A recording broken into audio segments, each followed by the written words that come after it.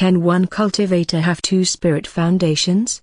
Hengsheng thought. What will happen if it can? Will the heavenly Tao strike me? Will it benefit me? Or will it cripple me? A broken bar. Countless thoughts ran through Hengsheng's mind as he struggled to decide whether or not to select the spirit root as a reward. He stopped thinking without evidence and opened the system. Hengsheng searched through the database in the Supreme Administrator system that Blue had prepared for him, which he had gathered from all sources, trying to get a clue about this topic.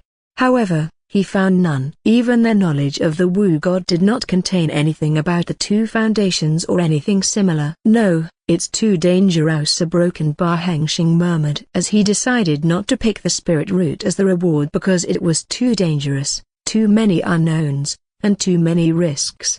Who knows if he selected it, it might destroy his spirit core or ruin his cultivation realm. He couldn't risk destroying his cultivation realm because of one reckless decision. He turned his attention to other rewards, but none of them could excite him at all. The soul-swallowing technique is just a common demonic technique that helps one speed up cultivation by swallowing souls. It had severe side effects, as it would twist the practitioner's mind. But Baigu, twisted since birth, could not be more twisted, so this technique is perfect for Hema but not for Hengsheng. He did not consider this an option. The Soul Stitcher's bone needle is just an earth-grade artifact that can attack the soul. It can also be used for other purposes, like how the puppet master used them to make flesh puppets. The puppeteer's secret diary is the most useless one. It is just a psychopath's diary. It is literally a novel based on the real story of a serial killer, written to strengthen his twisted beliefs and satisfy his own ego. Hengsheng thought for a moment,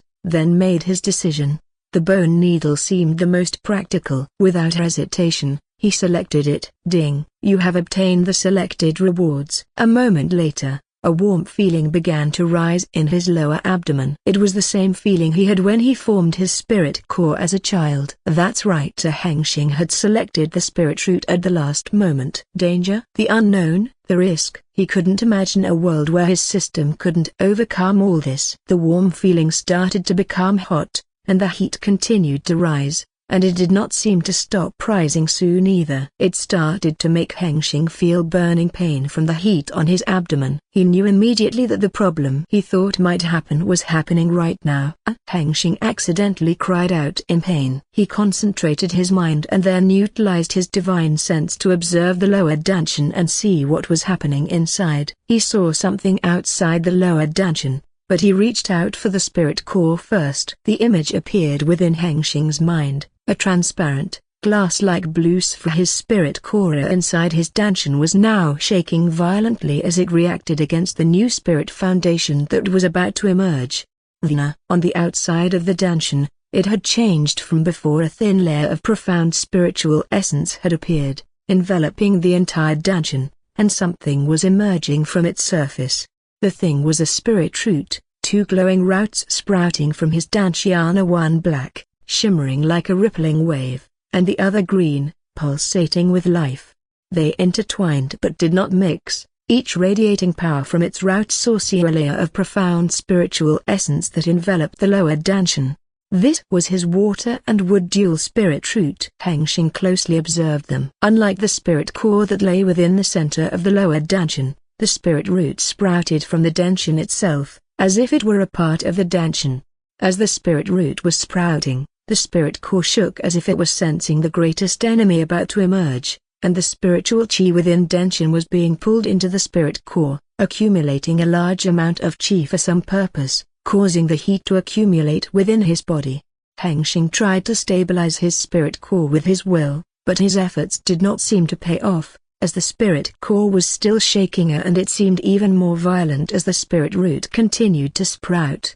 What to do? Hengsheng couldn't help but exclaim. He didn't know what to do, and he had no way to predict what was going to happen due to the lack of information. He knew that if the spirit core did not stop reacting against the spirit root like this, it would be damaged or even broken. He had to do something. While he was thinking about how to deal with this problem, the spirit root finally fully sprouted from the dantian and became stable. Then it swayed back and forth in a fluttering motion, both roots glowing with a profound radiance as if trying to connect with the surrounding water and wood chi outside Hengsheng's body. However, the spirit root suddenly sensed the existence of the spirit core. Its route became twisted as if it had become crazy, and then it went against its nature, stopped swaying for the surrounding chi, and rushed inside the Danshan, whipping its root at the spirit core. The spirit core, being attacked, became enraged and released the chi it had accumulated, emitting a powerful radiant wave that blasted into the spirit root, which swung violently as if the roots were stretching. When the two spirit foundations recovered, they immediately rushed at each other, intent on eliminating the other side at all costs. The clash between the spirit core and the spirit root officially began. On the outsider, Hengsheng's divine sense was forced out of the Danshan when the two spirit foundations began to clash. Argh! Hengsheng coughed up blood. He wiped his lips. Argh! He spat out a large amount of blood, as if he were a water sprayer. Hengsheng's eyes became red. He was furious that these things were part of him, or how dare they defy him. Without hesitation, Hengsheng activated the strongest cultivator system's core ability of the absolute talent. The absolute cultivator mode. Two glowing, overlapping halo rings are one red, one blue ear floating above Hengsheng's head. The rings are spinning and intertwined, forming a shape that resembles the infinity symbol. Hengsheng's aura became mysterious, his body giving off a sense of profound stillness. His eyes changed, becoming calm like a lake and unwavering under the pressure of the situation. His mind was clear, and the worldly laws became obvious before his eyes, so everything appeared to be within his grasp. Hengsheng entered a heightened state of enlightenment. The spiritual power within Hengsheng surged. This power came from Hengsheng's spiritual understanding, accumulated insights of whether Tao, law, technique, or else. They accumulated within his very being, a body, mind, and soul. With the active mode of the absolute talent, other than forcing the enlightenment state, the spiritual power within Hengsheng had also temporarily been boosted. Ding. Spiritual power temporarily boosted by plus 100%. Duration, 10 minutes. Spiritual power, final boost, A tilde, 96 A tilde, 192. Hengsheng's divine sense once again descended into the lower Danshan. The scene before him was the battle of two cultivator foundations, one whipping, the other releasing wave blasts. An intense battle between the two was occurring, and it did not seem to be stopping until one of them was destroyed. Hengsheng observed them, but not for entertainment, but to find the answer. His tremendous insight and mind immediately spotted the problem. He concluded that a cultivator can't have two foundations. The reason? It was the same reason why people cannot have two bodies, two souls, two existences. It had to be only one. These two foundations were reacting to preserve themselves, like the spirit core was the white blood cell fighting the cancer, which, in this case, was the spirit root. Hengsheng acts immediately, his spiritual power surging through his will, boosting his willpower 100-fold. He imposed his will on both the foundations. I stop. Immediately, the two foundations stopped their actions, although this was only temporary. When Hengsheng's will faded, they would fight again. However, he did not let that happen. Since there could only be one of them, he will fuse them to become one. With Hengsheng's profound control over spiritual chi, especially in the absolute cultivator modia, the spiritual chi and divine sense followed his command precisely, forming a chi construct that appeared like two transparent rings orbiting the spirit core like a Dyson sphere. He imposed his will one more. The spirit core glowed as it responded to the chi construct, forming a spiritual connection with the ring and becoming one. Then the spirit core began to transform. The spirit core transformed. The blue color on its surface faded entirely, becoming a transparent spirit core like when it was first formed when he was a child, yet the systematic pattern on the surface did not go away. The systematic pattern of the spirit core moved and changed, extending to the rings that orbited the core. The systematic pattern glows with a blue and red pulsing light when the pattern covers everything. The will figure of Hengsheng appears outside the Danshan. Hengsheng then ripped the spirit root out of his lower Danshan. The spirit root essence began to leak from this move. It would soon disappear, gone forever, but he would not let that happen. He fused the spirit root into the spirit core. The root source merged into the spirit core, creating a thin layer of spirit root profound essence covering the spirit core. Then, the spirit root merged into the rings, transforming the transparent rings into one black, one green, each emitting the aura of water and wood affinity. Then the rings started to rotate while orbiting the spirit core, unleashing an aura of completeness from the core of the new spirit foundation throughout Hengsheng's entire body. The foundation fusion process was complete. Hengsheng, in absolute cultivator mode, observed it all with a calm expression. Consider the name of this spirit foundation. Hengsheng named it a broken budding. The spiritual power boosted duration ended. Warning, spiritual power has entered recovery state. Spiritual power is now inaccessible. A recovery duration, 30 days. Spiritual power A tilde, 192 AA 1. The absolute cultivator mode unavailable during the recovery period. The red and blue halo ring above Hengsheng's head faded as the absolute cultivator mode ended. He felt quite drained due to the side effects of forcefully increasing his own spiritual power over his actual spiritual capacity. Yet, he did not care about his bodily state at all, because his attention was solely focused on the spirit core within his danshan. No, it is no longer just a spirit core, but it can now be considered a new spirit foundation, a unique spirit foundation that only he possesses. This new spirit foundation of his appeared like a Saturn with a halo ring circling it, or like an atom model with an electron orbiting the nucleus. He named this new spirit foundation as Ding, Spirit Core. Spirit Ring System, 2 rings, Heaven. The Spirit Ring System. How did I even do that? That's amazing, Hengsheng exclaimed with excitement. He had no idea how he had even pulled it off, nor could he fully recall the detailed process of what he had done. Not long after, he calmed himself down and began experimenting with the Spirit Ring System. A broken bar. A while later, after Hengsheng ran some tests on himself, he came to a few conclusions about this new spirit foundation. First of all, Hengsheng noticed that the grade of his spirit foundation had decreased. He first found the answer through the system database, which had recorded the process during the fusion. It didn't take long before he found the answer. The conflict between the spirit foundations damaged both. When the spirit root merged into the spirit core, becoming the spirit ring system, it failed to preserve its divine grade quality. It was degraded to heaven grade quality. More than 30% of his raw cultivation talent was lost. That would have been a huge loss. If it had happened to other cultivators, it could have reduced to genius to mediocrity, but not for him. His system already makes up for this loss. The spirit ring system is mostly based on the spirit core property, with a minor feature from the spirit root as an addition. This new spirit foundation had 2 parts, the core and the ring, each contributing 50% to determining a cultivator's true talent, in the same way the spirit core does. The core is at the center, representing the entire spirit ring system quality, which determines Hengsheng's overall cultivating talent and chi absorption speed. However, the core had lost its type property. It could no longer determine the specialized talent. Instead, the ring that orbits the core had taken this role. The rings orbiting the core each represent Hengsheng's specialized talent and affinity to the element, talent, or Tao that align with the ring's affinity.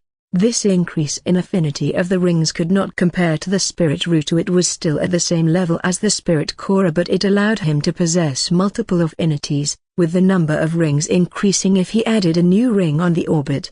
That is something that the spirit core couldn't do, since it typically only allows one type per core, unless you count types that grant multiple affinities, like the chaos type. Currently, Hengsheng has 2 rings, one black belonging to the water element affinity and one green belonging to the wood element affinity. The rings help him draw in the water and wood chi from the surroundings more effectively with much less effort than before. His understanding of these elements also became better at a noticeable rate. The most remarkable thing about these rings is that they could help him convert the mixed element chi within his danshan into the pure chi that matches the affinity element of the ring, without needing techniques, only his will. This is a special property belonging to the spirit ring system that neither the spirit core nor the spirit root possesses. The high potency chi from the spirit core, along with the high purity chi from the spirit root, results in the highest quality of chi possible. In summary, the spirit ring system was an upgraded version of the spirit core, which had spirit rings that acted similarly to the roots of the spirit root without its weakness in chi absorption. Plus, it also offered him the innate ability to convert the spiritual chi within his danshan into a purer form. There might also be more secrets he had yet to discover. A broken bar. Hengsheng felt joy and celebrated his unexpected gain in silence. And then a flash of thought appeared in his mind. He quickly looked up at the sky. A broken bar. The sky is clear with no dark clouds or lightning. A broken bar. A broken bar. Silence. No heavenly punishment or tribulation. How strange. A broken bar. Hengsheng thought. Hengsheng was surprised that the heavenly Tao did not strike him this time. He was sure he would be facing a lightning strike, but it never came. Hengsheng had problems with the heavenly Tao multiple times, enough for him to develop a paranoid habit toward the other side. It could not be blamed on heaven alone that it liked to mess with him. This is because his own methods were inconvenient and untraditional for this incredibly conservative world. Yet, Hengsheng was still surprised that the heavenly Tao really allowed him to have his own unique spirit foundation without doing anything. Not even a single sign of approval or disapproval. Maybe he thought too highly of himself, for the heavenly Tao might not even be interested in him in the first place, just regularly doing its duty. A broken bar. A while later, Hengsheng shook his head, stopping thinking about the heavenly Tao. He let this thought go. Thinking about things he knew he would never have an answer to was a waste of time and only piled up uneasy thoughts in his mind. He got up from his cultivation mat and began to move his body, training it to get used to the new cultivation realm and spirit foundation, returning his condition to peak again. Besides, he still has work to do as the chairman after Thie's. A broken bar.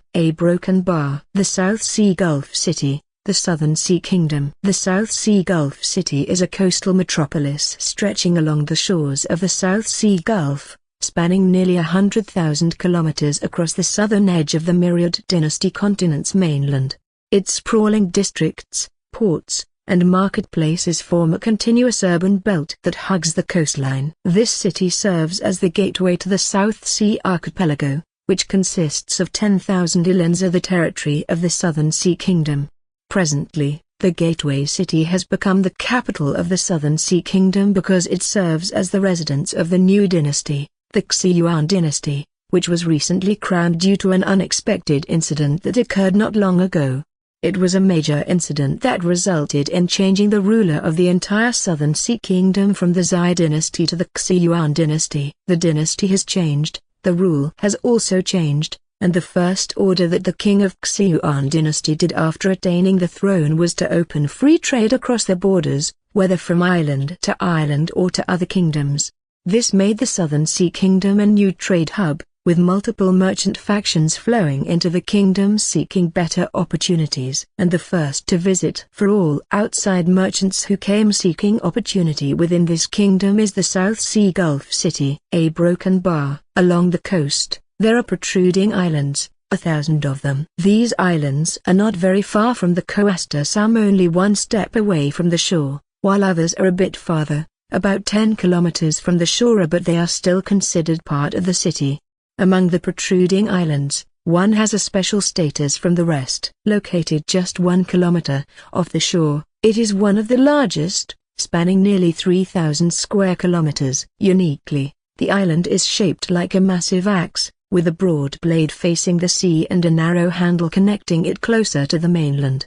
However, what truly made this island special wasn't its size or shape. What gave it its special status was its owner, or the true ruler of the city, and perhaps even of the entire kingdom. Everyone knew it, yet no one dared to speak it out aloud, afraid to provoke this faction, which was rumored to be very mysterious. This island was known as Endless Tide Island, named after the mysterious faction that controlled it, the Endless Wealth Company. A broken bar. On Endless Tide Island, the land was divided into 3 distinct districts: a residential area, a business zone, and a military sector. The residential district sat at the center of the island, the safest and the most secure location. This small community was composed of traditional wooden buildings, housing over 10,000 households. Most were families of Endless Wealth Company employees, along with a few trusted allies. The business district was positioned along the island's handle,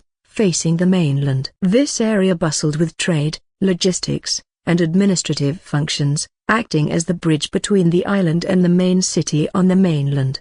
The military district lay stretched across the bladey of the southern edge of the island, forming a fortified perimeter that faced the open sea. It stood as both a deterrent and a defense against any potential threat from the southern sea. At the back of the business district, the area that divides the handle and the blade, stands a very tall and strange building. This building is the tallest on Endless Tide Island, standing 1 kilometer tall. It had a smooth, narrow shape like a long needle pointing at the sky. Its walls shone with a translucent glass plate, enabling one to see the interior and activity inside, unlike traditional wooden buildings that regularly appear in the typical cultivation world.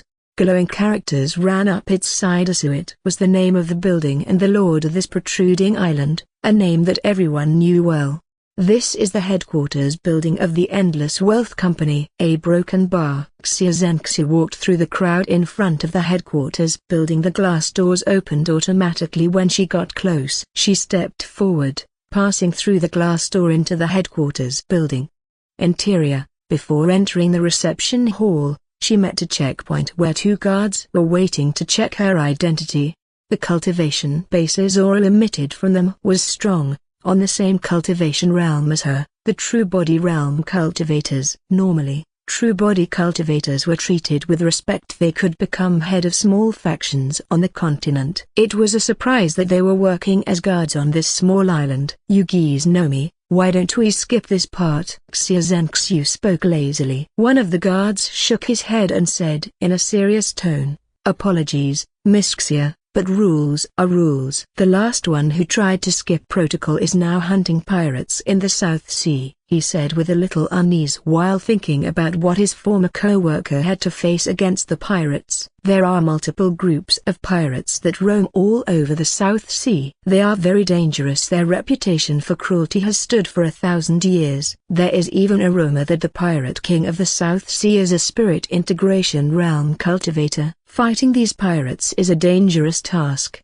even for true body cultivators like him." Another guard, seeing the line behind Xia beginning to pile up, urged, "ID, please," he said in a calm tone. Xia rolled her eyes. She didn't understand why it had to be so annoying. Then she mentally ordered to open the ID, and the transparent display appeared before her. She allowed the guards to see it. Ding. The Endless Wealth Company, Employee Identification Card. ID code, NHR78HMDC001739. Name, Xia. Trust level, 4, verified. "Welcome, Miss Xia. You're cleared to enter," guard number 1 said before. Let Xia pass the checkpoint. She moved forward and walked past another set of glass doors, which led her to the reception hall. The reception hall is larger than it appeared through the glass wall from the outside. This is because the interior building had a spatial expansion formation installed. The decoration is simple, and it is clean and shiny. It's a strange style, unlike anything she has ever seen, but it looks oddly luxurious. The first time she saw it, it surprised her quite a bit. Was it called a broken bar modern style?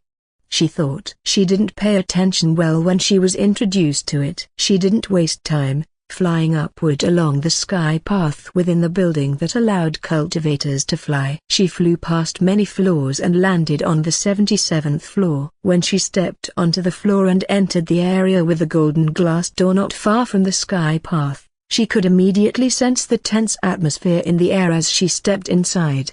There were many cultivators on the 77th floor. They were all contract-signed employees who possessed the employee identification card, their expressions serious and gloomy, as if they were deep in thought before a tall box with a bright screen. But not all of them were like these. Some expressions were excited while staring at the screen, some even yelled with joy as if they had won a lottery.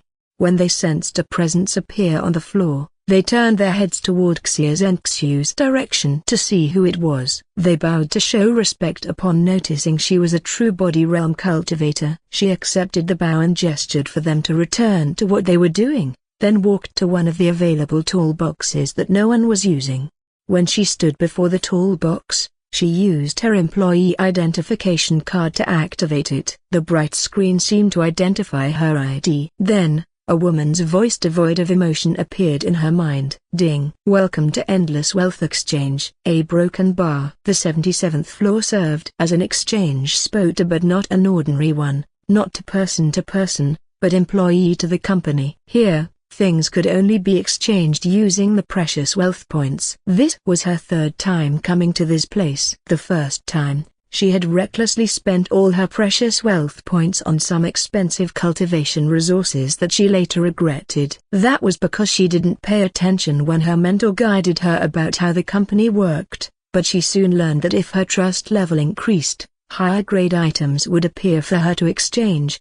Even a legendary divine grade treasure that only appeared once in 1,000 years was available. To have such a legendary treasure available for employees to exchange, she could not help but wonder about the company's origin and its owner, Alana Broken Bar Lan Hengsheng. Whatever his name, she didn't remember. She thought she should pay more attention next time. The cultivation resources she exchanged were expensive and rare, but they could still be found in the exchange market or at auctions. However, in the Endless Wealth Exchange, she could see countless items she had never seen or heard of before, and the descriptions of the items on the screen sounded almost like a scammer. How could such profound treasures exist? But she believed the company wouldn't ruin its reputation over a small scam against its own employee. Wealth points, 51,500 WP. Xia Zhenxiu gazed at her precious wealth points, which she had earned from completing numerous missions over the past few months. To earn this large amount of points in such a short time, she achieved it by choosing the hardest missions, the most difficult honors. She even risked exposing her identity because, when facing a powerful enemy, she had to display her full strength and activate her bloodline to defeat the enemy during one of these missions. She worked so hard like this because there was a treasure she was aiming for. It wasn't a divine grade treasure, since that was too expensive. The lowest price for a legendary grade item was 1 million wealth points. She was aiming for a heaven grade treasure, a high tier one among this grade as well. She scrolled through the screen to find the treasure she was aiming for. A broken bar. Item name, Ice Purification Crystal. Grade, Heaven. Description: a rare crystal infused with the essence of ice lore. It can purify and refine ice-type spirit cores, raising their quality to heaven grade. Cost: 50,000 wealth points. Warning: all items obtained from the Endless Wealth Exchange are bound to Endless Tide Island and cannot be taken outside the island. A broken bar. Her lips curved up as joy began to rise within her heart when she saw what she was looking for. It was something she had been searching for almost 1,000 years. Despite being born with the bloodline of a divine beast, heaven did not seem to let her life be easier. Her spirit core was only of mortal quality. Being born with a mortal quality core would be fatal for most, as their cultivation speed would be too slow to break through to the next realm before their lifespan ended. But she did not face such a problem. Her bloodline had helped her progress along the cultivation path, and her cultivation speed was not inferior to those with a heaven-grade core. In the early centuries of her journey, she managed to raise her spirit core to earth grade due to a lucky encounter, which made her cultivation speed significantly increase. Even though it did not reach the same level as the divine grade she had heard about, it was definitely close. But when it came to something that would help her advance her spirit core to heaven grade, she had never found a single clue, let alone a way to reach the legendary divine grade, which hadn't been heard of in terms of anyone being born with it or a treasure that could raise one to that grade in over 10,000 years. Yet, the company had it. She saw multiple treasures within this exchange that could raise one's spirit core to the divine grade, but the price was so high she wouldn't be able to get it for at least 100 years. Xia Zhenxiu calmed herself down, placed her space ring on the screen, and pressed the exchange button. She saw her 50,000 wealth points disappear, and then she sensed the treasure appear inside her space ring. She walked out of the exchange area, intending to find a safe spot to use the treasure and advance her spirit core to a higher grade. As she was about to enter the sky path, she sensed someone approaching her from above. She looked up and saw the woman who used to mentor her. "Xia Zhenxiu, the director wants to meet you," Lan Yueli said, her tone of voice not very welcoming. 99th floor of the Endless Wealth Tower. Xia Zhenxiu looked around with interest. This was the first time she had stepped onto the 99th floor, rumored to be a secret area within the Endless Wealth Tower. Only those with a trust level of 9 were allowed to pass through the formation's barriers that separated the 90th floor and above from the others. However, unlike what she imagined a secret area would be like, the 90th floor and above looked just like the other floors, except they were sparsely populated, with fewer than 100 people using them.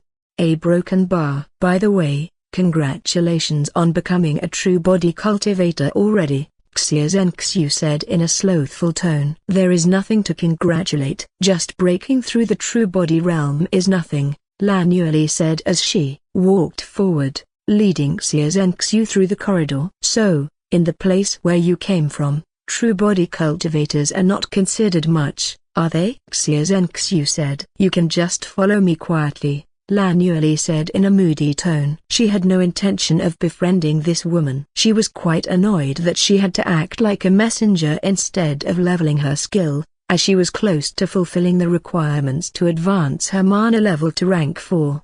"That's not very polite," Xia Zhenxiu said. She did not expect an apology since she was already used to the attitude of these company's core members. They did not think highly of the cultivators on this continent. She followed Lan Yueli quietly, and they stopped before a door that had a nameplate on it, Director of the Intelligence Department. Lan Yueli stopped for a moment as she sent a sound transmission to the one behind the door, before she pushed the door open and led Xia Zhenxiu inside. Lan Yueli stepped aside and sat on the sofa in the back corner of the room. "Take a seat," Lan Xiaorong said to Xia Zhenxiu while acting mysterious. Xia Zhenxiu's expression turned grim as she remembered well that this man was the one who had effortlessly defeated her.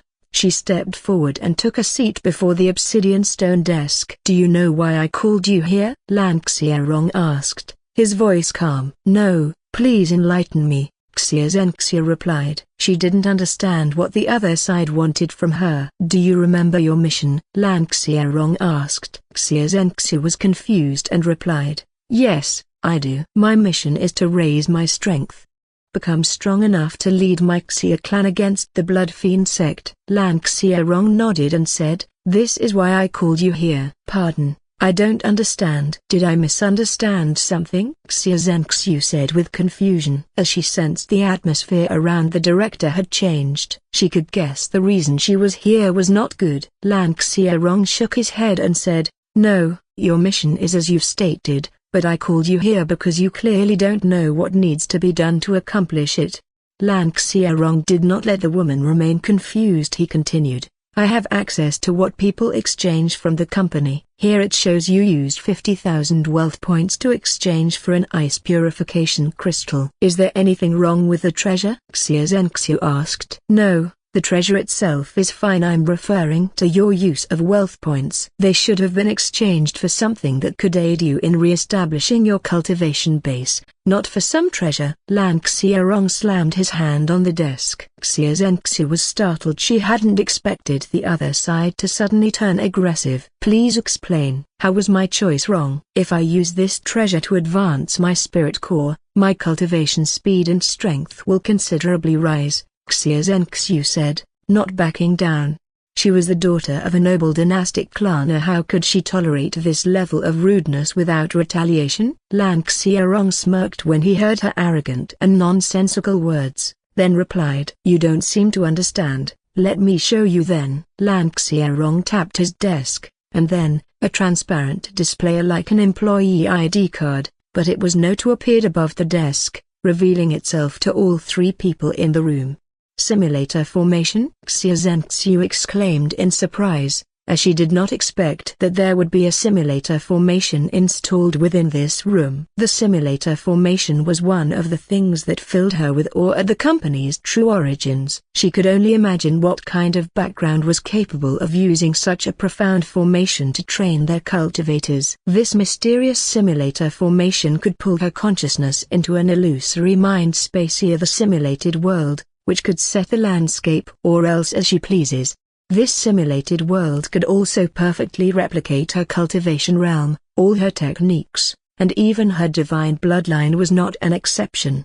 She often used this formation whenever she had the opportunity, training herself in various situations without risking her life. It was very useful even when she was saving her wealth points to exchange for treasure. She still had to spend some on it. Xia Zhenxiu, why don't you have a spar with Yuli? You may understand my words better, Lan Xiaorong said. Xia Zhenxiu's lazy eyes lifted. Are you sure, Director? I can sense she just broke through to the true body realm and hasn't even stabilized her true chi yet, Xia Zhenxiu said. Lan Yuli, who had been listening quietly, suddenly said, to handle you, I don't even need to be serious.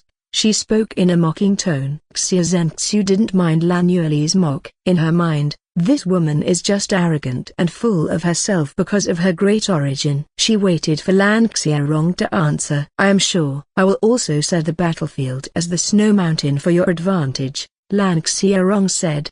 He was very confident that Yuli would come out on top against this woman who didn't even know the basics. Xia Zhenxiu felt anger. These people looked down on her too much. If that's what you suggest, then let's spar, Xia Zhenxiu said. Lan Xiaorong smirked. He wanted to teach this proud woman to be humble and know her place. He began setting up the simulation, choosing a battlefield atop a snow mountain. Then, he activated the simulator formation, pulling everyone's consciousness within the room into the simulated world. Xia Zhenxiu sensed that her surroundings were changing into a snowy field. Extending her divine sense, she realized she was truly atop a snow mountain, just as Lan Xiaorong had stated. She couldn't help but furrow her brows. She now could tell that these people didn't truly take her seriously. They weren't just trying to intimidate her.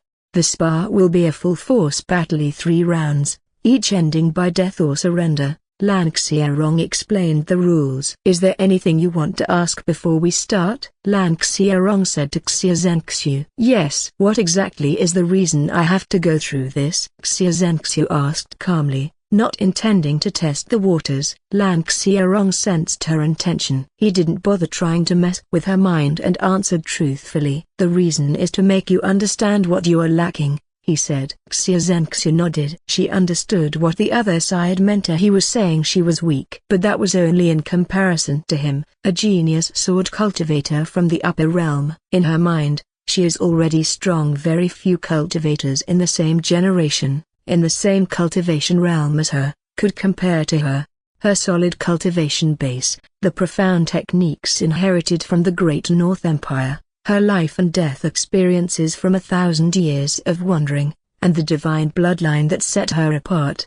In the 7 heavens, from all the rumors and genius cultivators she had encountered, those who could fight her as equals could be counted on one hand, and there was the only one she knew was stronger than her, perhaps on the same level as Lan Xiaorong. Lan Xiaorong, seeing that Xia Zhenxiu was ready, turned to Lan Yuli. She gave a small nod in response. Since both of you are ready, let the countdown begin. Begin fighting when the number fades, he announced calmly. The moment his words fell, a glowing number countdown appeared in midair, illuminating the snowy battlefield and drawing everyone's attention. 10, 9, a broken bar. Xia Zhenxiu was once again quietly surprised by the simulator formation. This was her first time using it to battle another person. The environment felt comfortable, and the biting wind and a scent of frost sharpened her focus. The surroundings empowered her spiritual chi and divine bloodline. She turned her gaze to her opponent, who still stood with a carefree air, as if the battle meant nothing. Lan Yuli, we can change the battlefield if you like, Xia Zhenxiu offered coolly. Lan Yuli smirked. Don't worry about me. This place is perfected to humble you. Then don't use it as an excuse after you lose, Xia Zhenxiu said coldly. Just like the other side, who had seemed to dislike her from their first encounter. She had no fondness for this rude woman either. 6. A broken bar. The cold wind screamed like a blade across the snow-covered cliffs, whipping through their robes as the glowing countdown pressed toward its end. 2, 1, 0. A broken bar. The moment the final digit faded into light and disappeared, the battle between the two female cultivators began. Snow blew away as the emerald sword clashed with the icy claw. Boom! The emerald sword in Lan Yuli's hand moved precisely, cutting through the cold air and shattered snow. Shing! The icy claws deflected the sword to the side with difficulty. The massive claw made entirely of ice chi emerged from below, slashing at the sword woman, but it only hit the air since Lan Yuli had already moved backward, avoiding the hidden attack. Even this also missed. Xia Zhenxiu frowned as she thought. She also moved backward and prepared her technique. She and Lan Yuli had already exchanged blows more than 20 moves, yet no one had landed a solid hit, but she could sense that she was at a disadvantage since the power behind the emerald sword was heavier than her ice claw. Her hands gestured, her spiritual chi surged as she performed the technique, and then a dozen elegant snow phoenixes appeared around her. The phoenixes cried as they moved across the air, coordinately surrounding Lan Yuli. Their snow feathers fell off as they moved and floated at the target in the center. Lan Yuli sensed the cold and dangerous aura from these feathers. She quickly flew up into the air to avoid them. The snow feathers were scattered and flew at a slow speed at first, but when the feathers accumulated in a large quantity, they became a snowstorm, and it moved like a raging tornado. Lan Yuli sensed the incoming snow feather storm behind her. She did not panic. Instead, she smirked. Her spiritual chi surged, then she stopped her track midair and turned to face the storm with the emerald sword that glowed with intense wood chi in her hand. She murmured the spell, and then the emerald sword disintegrated into countless green blossoms emitting a profound aura, and the image of spring appeared above her. Xia Zhenxiu was shocked when she sensed that her opponent was performing a heaven-grade technique. She quickly supplied more spiritual chi to the phoenixes. The snow feather storm suddenly grew larger as it moved forth, about to swallow Lan Yuli. Lan Yuli, who had countless green blossoms floating around her, did not back down when the storm was close. Her right hand spread out like a blade. Then she swung it like a sword. The gigantic green blade chi appeared and cut through the storm, immediately destroying both storm and phoenixes, and it continued to fly toward the stormcaster behind it. Xia Zhenxiu was shocked by the destructive power of the opponent's technique. Even in shock, she did not stand idly by to be hit by the opponent's attack without doing anything. Her hands blurred. She intended to counter the other side with the same heaven-grade technique. The ice chi from the surroundings gathered, forming a gigantic pair of icy wings that embraced her, providing protection against the destructive blade chi. The gigantic green blade chi collided with the icy wings, sending all the snow flying upward into the sky, and the echoes from the impact spread throughout the snow mountain. An avalanche began to roll from the top of the snow mountain. When the snow fell, a heavenly ice dome made of icy wings appeared, bearing a large crack shaped like a blade mark on its surface, almost penetrated. Xia Zhenxiu, on her knee, wiped the blood from her lip while she looked up, gazing at the woman above the sky who still had countless green blossoms floating around her. She could sense that the opponent's technique had not ended yet. A similar blade chi attack could be sent at her at any moment. And her heaven-grade technique was clearly inferior to that of the opponent. It could not endure another attack like the previous one without breaking. She thinks quickly, calculating her next move. Take your time to recover, I can wait. Lan Yuli smirked. She felt good for some reason and couldn't help but understand why Big Brother Hengsheng liked bullying others. Xia Zhenxiu's veins popped out on her forehead for the first time in her life. One provocation after another, she decided to go all out. I underestimated you. A broken bar. Don't blame me after this, Xia Zhenxiu said coldly. Then she activated her divine bloodline. She hadn't intended to use it at first, but the opponent was much stronger than she expected. She had to use all her might to defeat the opponent. The image of a snow phoenix manifested above her, and a pair of large, Icy wings sprouted from her back. The surrounding ice chi of this snow mountain becomes excited and surges toward Xia Zhenxiu, attracted by the divine bloodline aura. Lan Yuli in the sky frowned as she sensed her opponent's aura surging several-fold. She began to think that fighting someone with a divine beast bloodline in this kind of environment was a mistake. The snowflake symbol hidden within Xia Zhenxiu's pupil expanded, turning her eye into a glowing, icy blue. Her icy blue gaze locked on the opponent in the sky, her ice wings fluttering in an elegant motion. Snow blue, and she disappeared from her spot. Lan Yuli saw the snow phoenix rushing through the air toward her at incredible speed. She became alert and swung her hand, sending the spring blade to intercept the opponent's movement. The gigantic green blade flies at the snow phoenix. The snow phoenix cries with a high-pitched voice, sending a sound wave that carries the power of ice essence to the green blade chi. The two powerful attacks collide and cancel each other. The snow phoenix moves through where the previous collision had taken place and appears before Lan Yuli. Xia Zhenxiu, enveloped by the image of a snow phoenix, spread her fingers like claws and dragged them to the side as ice claw chi appeared, tearing the atmosphere.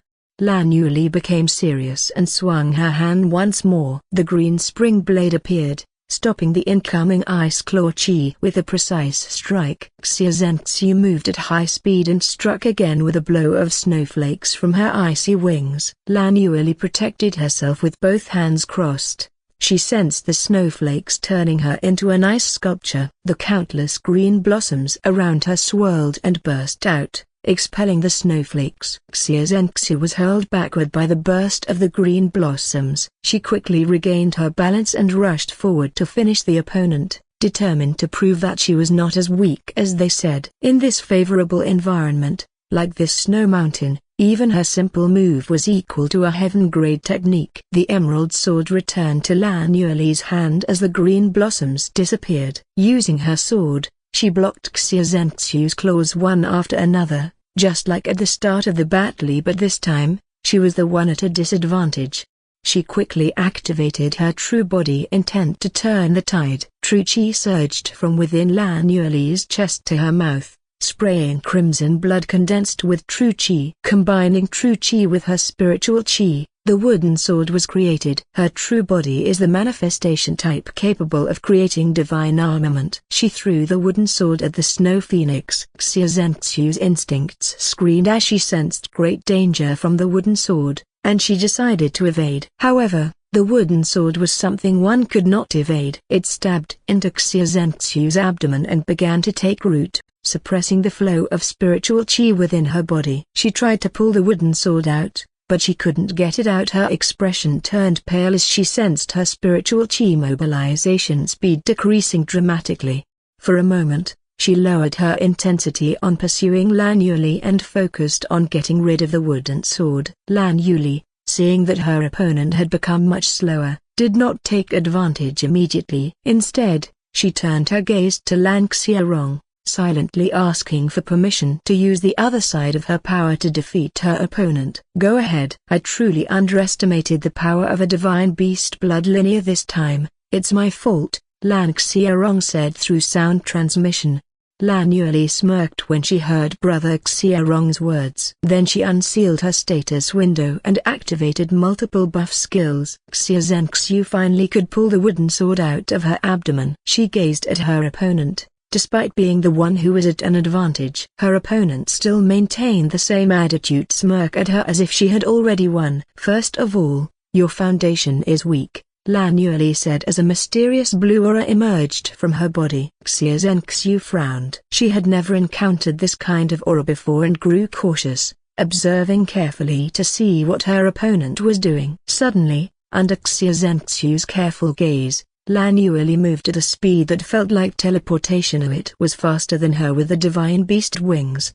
The emerald sword collided with the ice claws. Clang! Xia Zhenxiu's expression turned pale as she sensed the power behind the sword was much greater than in their previous exchanges. She was sent flying toward the ground. Boom! The ground below turned into a massive snow crater, with Xia Zhenxiu at its center coughing up blood and staining the white snow crimson. Struggling, She finally stood up with difficulty. Her icy blue eyes are solemnly gazing at Lan Yuli. 128 meridians? That's quite average. A steady spiritual symbol? Not very impressive. Enhancement type true body that performed just slightly above average. A broken bar. What a shame. The only remarkable thing about you is your divine beast blood linear broken bar. Without it, you wouldn't stand out, Lan Yuli said with a hint of mockery. The ice wings of the snow phoenix were flapping, carrying Xia Zhenxiu high into the sky, leaving a trail of snowflakes behind to prevent the opponent from following.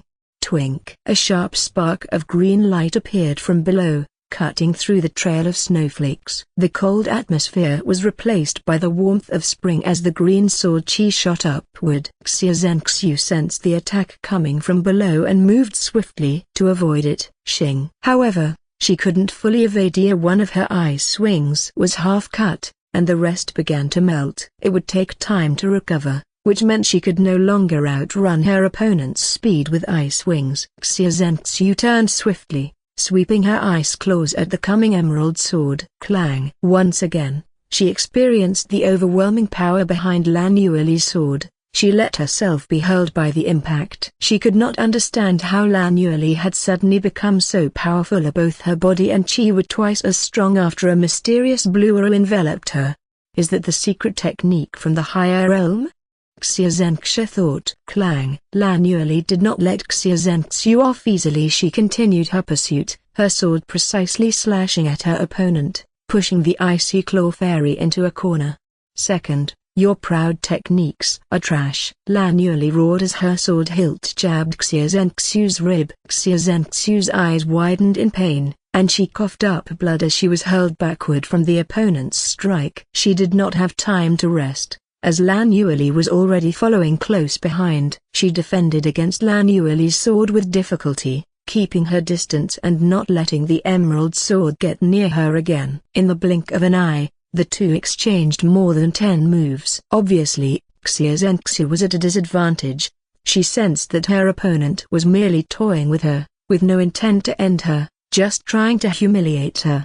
Finally, her ice wings were recovering, and she could once again utilize the wings to full capability, but she knew that if she did that, it would only stall the time for her defeat. Lan Yuli's sword chi was too fast. Her wings could not escape it. She had to confront her directly. Xia Zhenxiu remembered that this place was a simulated world. There were no consequences for whatever she decided to do here. Considering for a moment, she decided to deploy her trump card. Her divine beast bloodline within her very essence was intensely stimulated. A layer of ice began to appear on her skin, and her aura once again had changed, becoming colder, extremely cold to the point that the atmosphere was frozen. The elegant snow phoenix image appeared above her and cried out. The image of the divine beast was clearer and emitting more divine aura than when it first appeared. Her ice wings flapped elegantly, and then a cloudy white flame appeared and covered them. Even though it appeared as a flame, it did not radiate heat but emitted an extremely chilling cold aura, as if everything it touched would turn to ice. This is the frost flames of the legendary divine bird, a divine snow flame. Lan Yuli, seeing the white flame appear, momentarily stopped her pursuit. Feeling a great threat from it, intuitively, she knew she should not get close to that thing. Xia Zhenxiu felt the pain of frostbite from every inch of her body. Even though she had a true divine beast bloodline, her body was still that of a human. She could not wield this divine flame as she pleased, especially while she wasn't strong enough, since it was a threat not only to her enemy but also to herself. In the real world, she only had a limited amount of time to utilize this flame before her body could not handle its power. However, this was a simulated world. She could push that limit further without needing to worry about affecting her life or cultivation base. The divine snow flame appeared above Xia Zhenxiu's palm, forming a white flaming claw as she rushed toward Lan Yuli at bursting speed. Lan Yuli calmly performed her technique. 1,000 massive roots emerged from her surroundings, winding toward Xia Zhenxiu to bind her movements.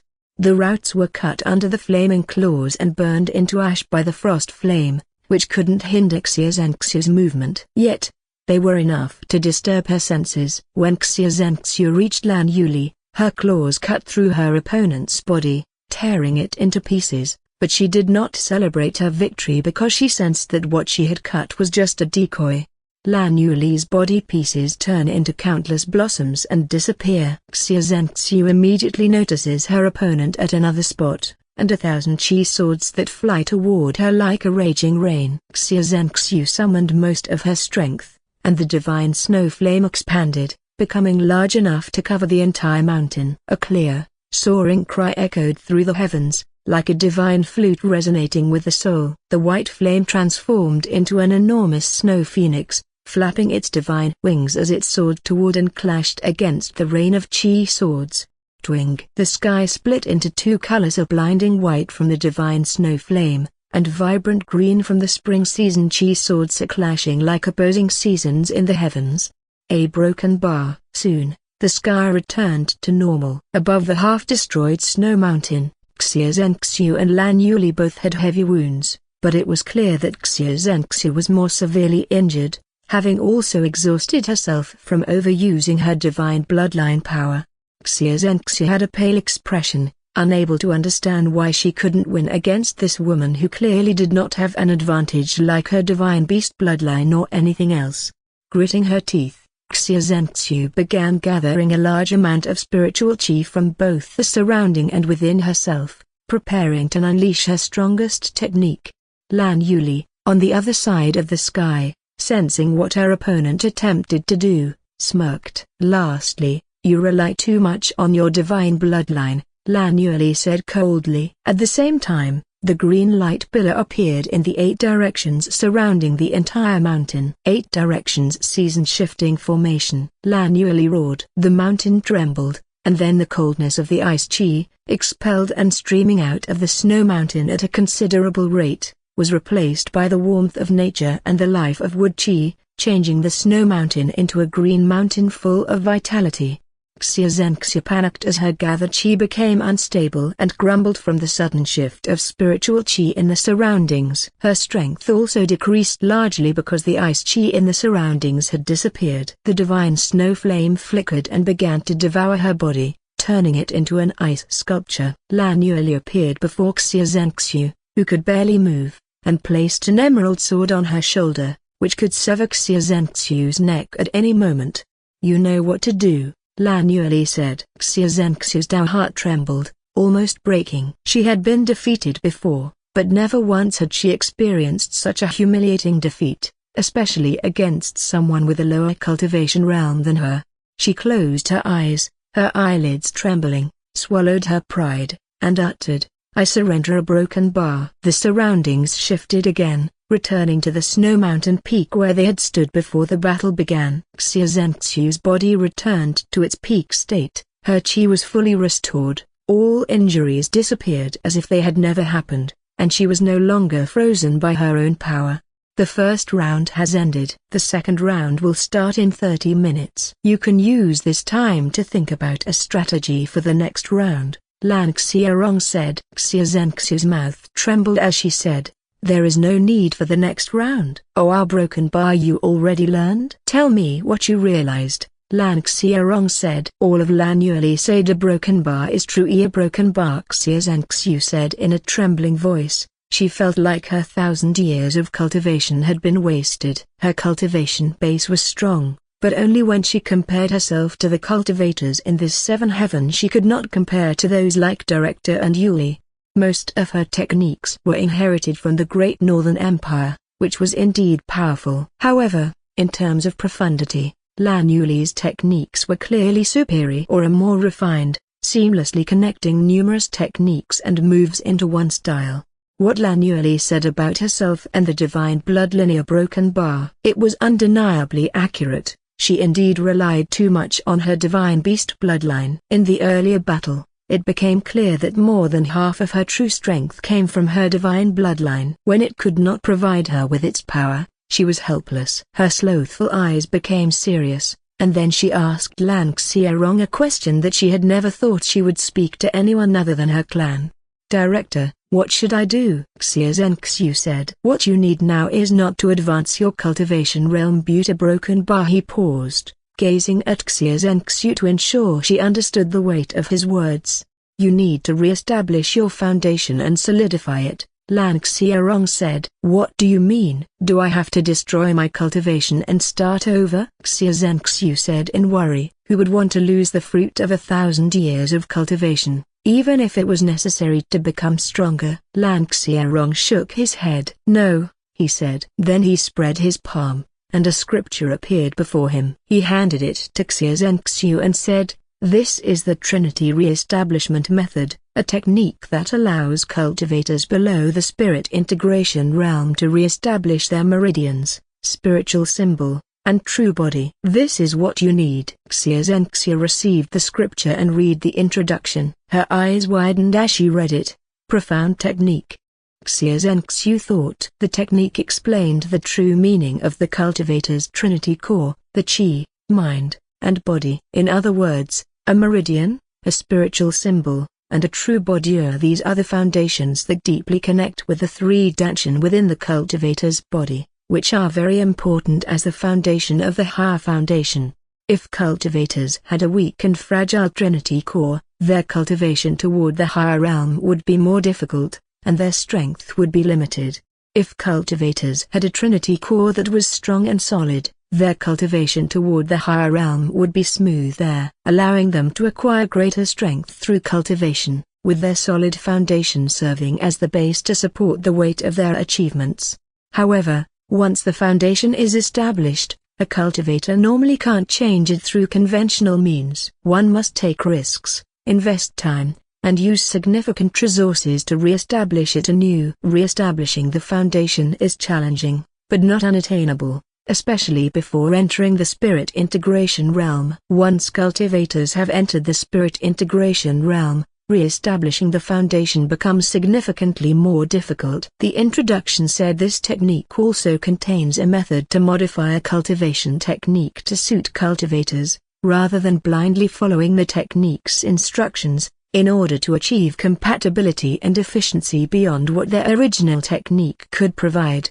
The same cultivation technique might not yield the same result on different cultivators. A broken bar. Finding or creating the suitable cultivation technique that suits their path the most is key to the greatest foundation. A broken bar. Xie Zhenxiu read through the last introduction page.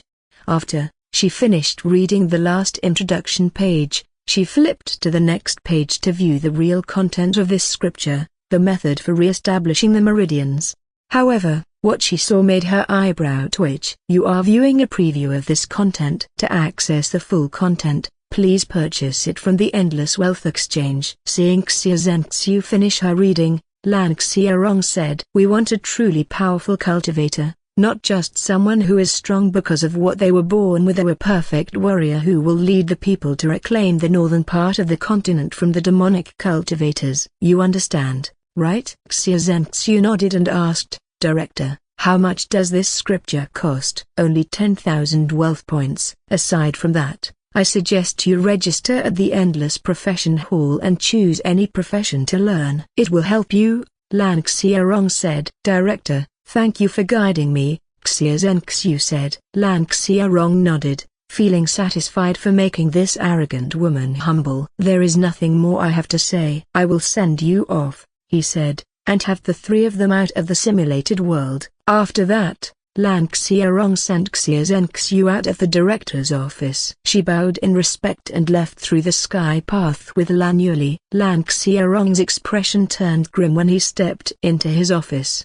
Because someone was now sitting in his chair, the chair turned to face the glass as if the person in the chair were looking at the view through the window. "Why are you here, Hengsheng?" "A broken bar," Lan Hengsheng said coldly. The chair turned around, revealing a young adult man sitting on the chair arrogantly. He had long black hair and black pupils with a hint of crimson within them, wearing a black robe with ornate gold embroidery. His appearance was no different from a villain aligned with darkness, but surprisingly, this man stood on the side of justice. "Why can I not be here?" Hengsheng said with a smirk. Lan Hengsheng's veins bulged on his forehead when he saw the man smirk. A joyful moment he had from the earlier events vanished instantly.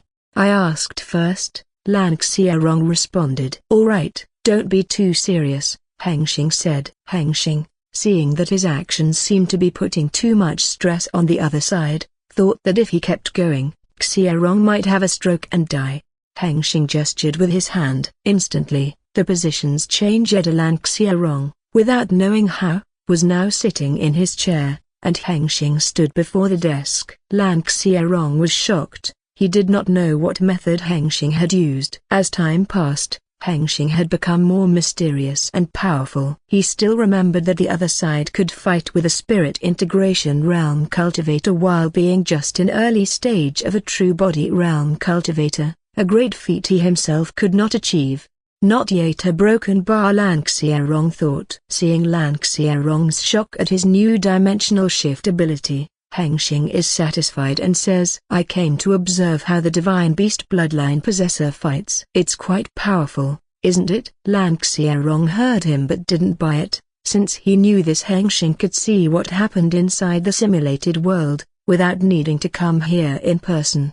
It's a bit unfortunate that her foundation is only average and doesn't quite meet our clan's standards. If she had a foundation like yours, she would be able to handle you easily, Hengsheng said. Lan Xiaorong's expression turned solemn. What Hengsheng said was quite accurate, he agreed. The power of the divine beast bloodline could take someone who wasn't even at the level of a servant in the Lan Clan to the level of Yuli, who was considered one of the best seeds of his generation. You've already seen it. Why not leave now? A broken bar, Lan Xiaorong said seriously in a low voice, not wanting to associate with Hengsheng any further, since this bastard always found a way to bully him if he wasn't careful. Actually, I have another matter. I came here to invite you. I'm going to get rid of the pirates. Want to come? Hengsheng said. Lan Xiaorong's eyebrow lifted when he heard about the pirates. Speaking of the pirates, they had recently been targeting company ships and allies. From an intelligence network he had just successfully established recently, he received reports suggesting that some noble clans within the Southern Sea Kingdom, dissatisfied with the current ruler, were supporting the pirates to sabotage the peace of the Southern Sea. However, the specific clans involved had yet to be identified. You mean deal with the pirates directly, or the ones behind them? Lan Xiaorong asked, his tone calm but his gaze sharp. I mean the Pirate King and his crews, Hengsheng said casually. Lan Xiaorong was stunned. His expression grew serious in an instant. Why the rush? He asked, voice low. You once said that man might be even stronger than Zaitanki. A broken bar. Wouldn't it be better to cultivate until we're fully prepared? Hengsheng's smile was curved, cold, and wicked. This time, I have no intention of fighting with honor. The other side is a bad guy. A broken bar after all, he said, voice laced with intent. Beside us a broken bar, he added, eyes glinting. I've found that their hideout has something that has caught my interest. Lan Xiaorong's eyes became shiny. He knew how rich Hengsheng was. He was basically the richest person Xiaorong knew. Even if all cultivators of the entire Seven Heavens combined their wealth, they still couldn't compare with this hateful bastard, since this bastard could conjure all kinds of treasures as much as he pleased with his mysterious skill. Yet, something that caught this bastard's eyes was impossible to be ordinary. He wanted to see what it was, even if he couldn't possess it. When are we going? Lan Xiaorong secretly agrees with Hengsheng's invitation. Excellent. In 30 days, I will come to pick you up. Be prepared. And another thing, I want you to prepare some of your people to replace the Pirate King and his crew, Hengsheng said. In truth, he did not want to bring Xiaorong with him, but he wanted to ask him to find someone to replace the Pirate King's position, since he didn't want to leave a void in power among the pirates after he got rid of the current Pirate King. Lan Xiaorong noticed that he was being assigned the work and could not help but feel dissatisfied. Still, he did not mind, since it was necessary. Besides, this was a good chance to expand his intelligence network. Who would know more about pirates than the Pirate King? Since you understand the assignment, see you then. Hengsheng's words fell, and he disappeared before Xiaorong even realized. At the cultivation ground of the Maker Mansion, Hengsheng was sitting with closed eyes, cultivating in his usual spot. He had been in this position for almost a month since he started the cultivation session. During this time, his fourth gate had already stabilized, and he could finally put all of his effort into advancing his cultivation realm. Around him was a pile of spirit stones and dust that had accumulated and become like sand. This spirit stone dust was from the spirit stones that had exhausted all their spiritual chi. One after another, the stones were continuously turned into dust by Hengsheng's ridiculous spiritual chi absorption rate, and with the power of origin energy, new spirit stones emerged from the ground to replenish the place of the used ones. This unlimited supply of spirit stones and the ideal cultivation environment provided by the endless wealth peak enabled him to cultivate like a perpetual cultivating machine. The matter of resources and other worries never disturbed his mind during his cultivation session, allowing it to proceed smoothly and without interruptions. However, the peaceful cultivation session did not last forever. After the month passed, eventually, something came to disrupt this cultivation machine. Ding! The spiritual power recovery period ended. Your spiritual power has returned to normal. Spiritual power A tilde, 96. The absolute cultivator mode is now available. After he was alerted by the system message during the session, Hengsheng began to slow down his cultivation process and stopped absorbing the spirit stones, refining the remaining wisp of the spirit stone's spiritual chi that still lingered within him. When he was done, his cultivation session was officially over. Hengsheng slowly opened his eyes, then he observed his progress with divine sense. All checked, Hengsheng thought after confirming there was nothing wrong with his cultivation realm despite having a new spirit foundation. At first, he was afraid that his new spirit foundation would not be compatible with the path of enlightenment cultivation system, but after a month of cultivation, no visible problems had been spotted yet. It was normal for Hengsheng to be concerned about this matter, since it was a decisive factor in his future cultivation. After all, a spirit foundation had certain cultivation systems it was compatible with and others it was not. Like in the case of a spirit root, which could cultivate using the immortal ascension cultivation system, a system that Baigu had cultivated in the life-simulated world, but it could not cultivate a system designed for a spirit core, like his current cultivation system, because it was too different right from the first cultivation realm. However, the spirit ring system, which has a spirit core as its base, seems to be compatible with the path of enlightenment cultivation system without problems, which means he doesn't have to create a new cultivation system to support it. Luckily, it saves me time, Hengsheng murmured. Hengsheng extended his divine sense throughout Endless Wealth Mountain to find Yansu. He found her hanging out with her underlings within the demon beast sector of the mountain. When he was about to reach out to the cat, she seemed to have already noticed his divine sense. Yansu's big, feline eyes gazed at the sky, sensing her human presence. She immediately knew that her human had woken up from his cultivation session. Her tail slammed the ground as a sign to her underlings to step back. The dozen demon beasts cowardly stepped backward, not knowing why the queen had suddenly moved. Meow broken bar, I have matters to attend to, Yansu meowed, speaking in beast languages to her underlings before disappearing from her spot, going to the top of the mountain. When the demon beasts saw the cat gone, they began cheering, temporarily freed from the demon cat's tyranny that had forced them to serve.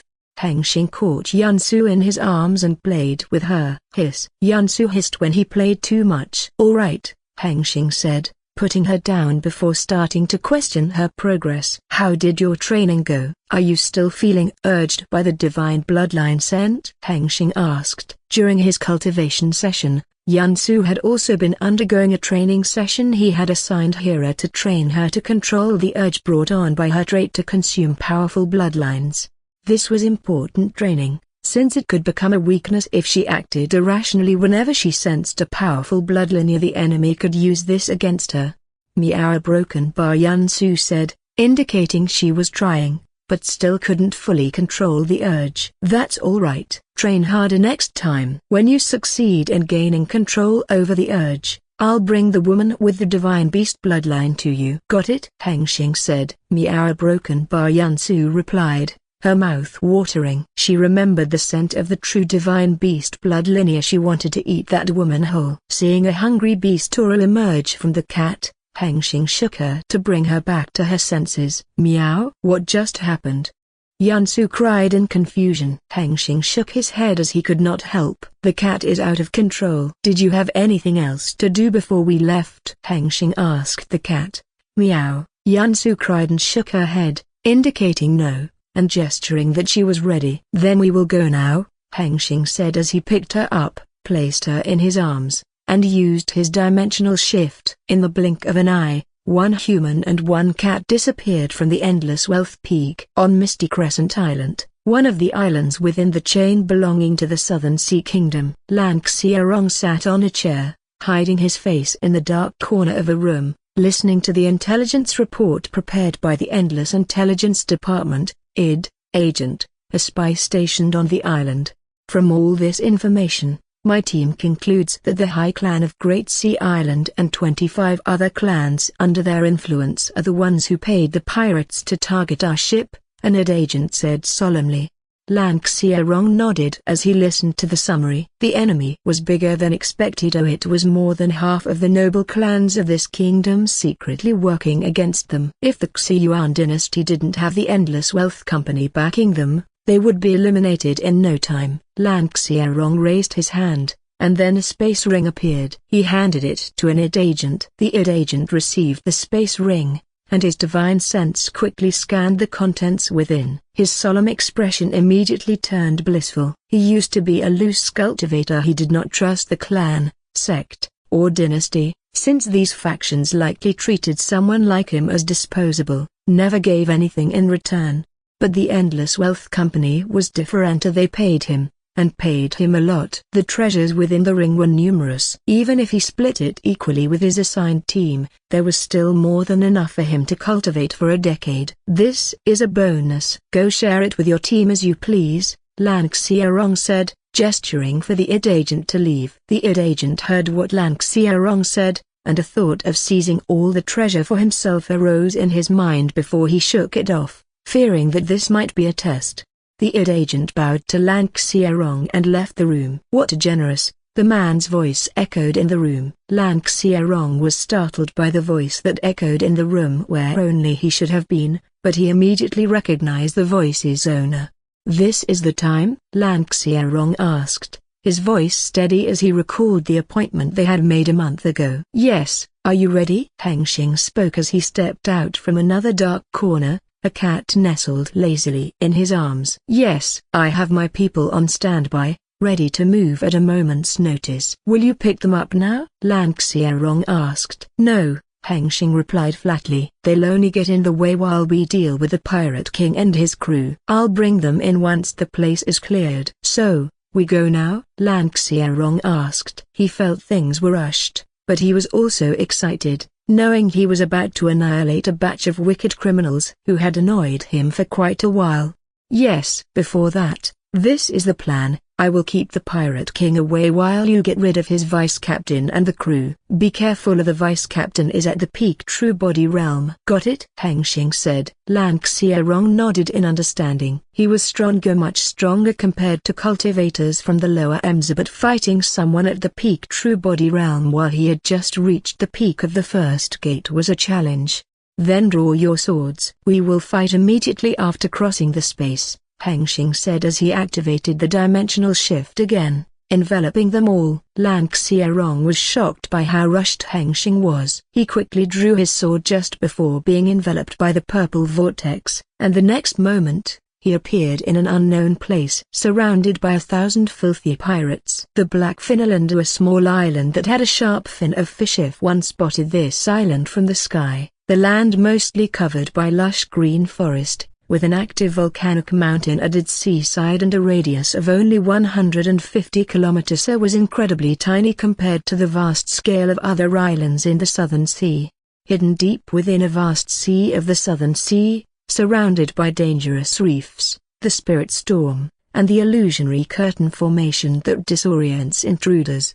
Only those with a special mark of the Pirate Alliance can enter safely. This island is the base of the Pirate King and his crew, the Black Shark Pirate Group. It is also the lair of all pirates active around the Southern Sea. They come to this place once a year to tribute their loot to the Black Shark Pirates in exchange for protection against pursuit by the kingdom. The Black Shark Pirate Group, the owner of Blackfin Island, is a pirate group led by the Pirate King and consists of 1,000 members. They are all cultivators. The weakest among them is at the spiritual foundation realm. Picture a group of thousands of cultivators, where even the weakest one possesses the strength to destroy a mortal city. This makes this pirate group the most dangerous in the Southern Sea. They have already stood as the rulers of the Southern Sea for 1,000 years, ever since their captain, the Pirate King Black Shark, entered the spirit integration realm. With his strength, even the Zai dynasty, which used to rule the kingdom, had to compromise and allow them to roam freely within the Southern Sea, so long as they didn't provoke the dynasty. Presently, there are no other pirate groups on the island, as the Black Annual Tribute, the event that happens once a year when all the pirates must gather to hand over their loot to the Pirate King, had just ended. All the other pirates have already left the island, returning to their territories to continue robbing those crossing the sea, leaving only the Black Shark Pirate Group, who are now counting the tribute they received this year. The thousands of Black Shark pirates gathered at the center of Blackfin Island, forming a circle around the pile of treasure, their eyes filled with greed. The Pirate King, Black Shark, appeared like a muscular middle-aged man, even though he was already 6,000 years old. He had small black eyes, a long beard, and long black hair. His entire body gave off the scent of filth, like someone who hadn't bathed for a year. Despite being a cultivator who could clean himself with chi at any time, he chose to remain filthy for some reason. Sitting on a throne made entirely of gold, he looked at the pile of treasure with a wicked smile. The vice captain of the Black Shark Pirates, standing beside the Pirate King, was reporting the count of their gains for the year tribute to the Pirate King. A broken bar. There are 5,000 both men and women mortal slaves on the ship. Lastly, the spirit stoners we have 100 million low-grade spirit stones, 500,000 middle-grade spirit stones, and 1,500 high-grade spirit stones. The yield this year is 300% higher than last year. The vice captain finished his report. The Pirate King, Black Shark, hearing that this year's loot far exceeded expectations, burst into laughter, clearly in a good mood until he remembered someone had lied to him. Ha ha ha, 300%, he laughed. A broken bar. Didn't you say the loot would decrease because the Zai dynasty failed? It seems a broken bar. You were wrong. A broken bar, Black Shark said coldly to the young pirate standing beside the vice captain. He was a predictor. The young pirate turned pale and quickly pleaded, Lord Black Shark, please. The Endless Wealth Company is a new variable. They couldn't be predicted yet. Please give me another chance. You're just unlucky. Then, Black Shark said, his wicked smile widening as he raised his hand toward the young pirate. No. The young pirate screamed as he felt his soul being pulled out of his body. SPLRRCH. The young pirate's body burst into a million pieces under the spiritual pressure induced by Black Shark. The iron scent of blood spread everywhere, but no one here seemed disgusted since they were already used to it. The young pirate's soul floated from the unrecognizable corpse and was sucked into Black Shark's mouth. He licked his lips, savoring the taste of something delicious. Black Shark pointed his finger randomly at one of the newly recruited pirates. You now take his position, Black Shark shouted. The fat pirate who was pointed at swallowed his saliva in fear. He didn't dare to refuse. He thought to himself how unlucky he was. The position of the predictor was meaningless, only a role for Black Shark to kill whenever they were wrong and consume their souls. He began to think about fleeing from this group, going far away where Black Shark would not find him. Thank you for your generosity, Lord Black Shark, the fat pirate said. Seeing the fat pirate nod repeatedly in obedience, Black Shark was satisfied. The counting was done. Now it was time to celebrate. Since this year is so fruitful, I will reward you all. Bring the wine. Bring the women. We will enjoy our immortal life. Ha ha ha, Black Shark declared. The crew cheered as the sinful party was about to begin. Some brought out the wine, while others headed to the tribute ship to bring women to entertain them. A broken bar. However, before the sinful party could begin, a new presence, a mysterious figure, appeared out of nowhere near the pile of tribute treasure. The Pirate King, Black Shark, was the first to notice this. "You dare!" He roared and rushed toward the mysterious figure, who was about to steal his wealth. But it was too late. The mysterious figure waved his hand, and the entire pile of tribute treasure disappeared, stolen into a space storage. Black Shark, seeing what just happened, his fury rose. He aimed his fist at the figure's chest, intent on killing the thief who dared to steal from him the Pirate King. Before the Pirate King's fist could reach the man's head, numerous wooden roots appeared midair and wrapped around his arms, stopping his fist. He was shocked. Then, the mysterious figure hovered closer to the Pirate King, and both of them disappeared into the purple vortex. All of this happened in less than 1 second. The vice-captain was shocked by what had just happened, and the tribute treasure was gone. His captain Black Shark had disappeared. And the next moment, he spotted an unfamiliar young man appear where the tribute treasure used to be. He assumed this person must be involved. Sensing that the other side was just a first gate true body realm, he shouted, "Catch him! Don't let him escape!" The vice-captain shouted. The other pirates had just realized the sudden event that had taken place here. Their captain had disappeared to somewhere unknown. Hearing the vice-captain's order, they immediately sprang into action and rushed toward the unfamiliar figure. Shing! The dozen Black Shark pirates closest to the unfamiliar figure were cut in half in an instant, their bodies dropping lifelessly to the ground. "He's a true body realm expert." Spiritual Foundation realm. Fall back! Someone among the pirates shouted, sensing the unfamiliar figure's cultivation realm and trying to warn the others. Hundreds of true body realm pirates swarmed the unfamiliar figure, intending to overwhelm him with numbers, but it did not appear to be fruitful. One after another dropped dead. In the blink of an eye, dozens more of the Black Shark pirates fell under the wooden sword of the unfamiliar figure. The vice-captain's eyes narrowed. At first, he did not intend to join, but the sword intent he sensed from the unfamiliar figure's sword was more profound than he expected. If he let others do the work, many of his crew would surely die. He decided to act. The vice-captain, with a saber appearing in his hand, rushed toward the unfamiliar figure, aiming to cut off his limbs with the intent of capturing him alive. The saber and the wooden sword clashed. Clang! The vice-captain's eyes were wide. He could not believe that his saber had been stopped by someone who was still at the first gate. He changed his plan. Capturing an enemy of this level of strength was not practical. Killing intent appeared within his eye. He now intended to kill the unfamiliar figure. He continues the attack. His saber danced like a raging storm toward the unfamiliar figure. The saber swept. Dodge. The saber slashed vertically. Redirect. The saber thrust. Close in. The unfamiliar figure's sword moved swiftly, passing through the vice-captain's saber and nearly cutting his neck. But the vice-captain dodged in time and reappeared far away from the unfamiliar figure. The other pirates were stunned when they saw a shallow cut appear on the vice-captain's neck. They stopped in their tracks, not wanting to be the next ones cut in half, as they realized how dangerous the unfamiliar figure was. The vice-captain wiped the blood from his neck and said coldly to the unfamiliar figure, "Who are you?" A broken bar. Lan Hengsheng drew his wooden sword and swept it in all directions, cutting pirates that got within his attack range in half. The pirates did not seem to flinch at his moves and continued to rush at him, following the vice-captain's orders. One after another, pirates jumped at him, swarming like an annoying insect army seeking to take down a larger prey. Lan Hengsheng's expression was not good. He was quite annoyed. Hengsheng had just left him to deal with all the pirates, and he hadn't expected their numbers to be this many. Thousands at the Spiritual Foundation realm and more than 300 at the True Body realm, ranging from the first gate to the 9th.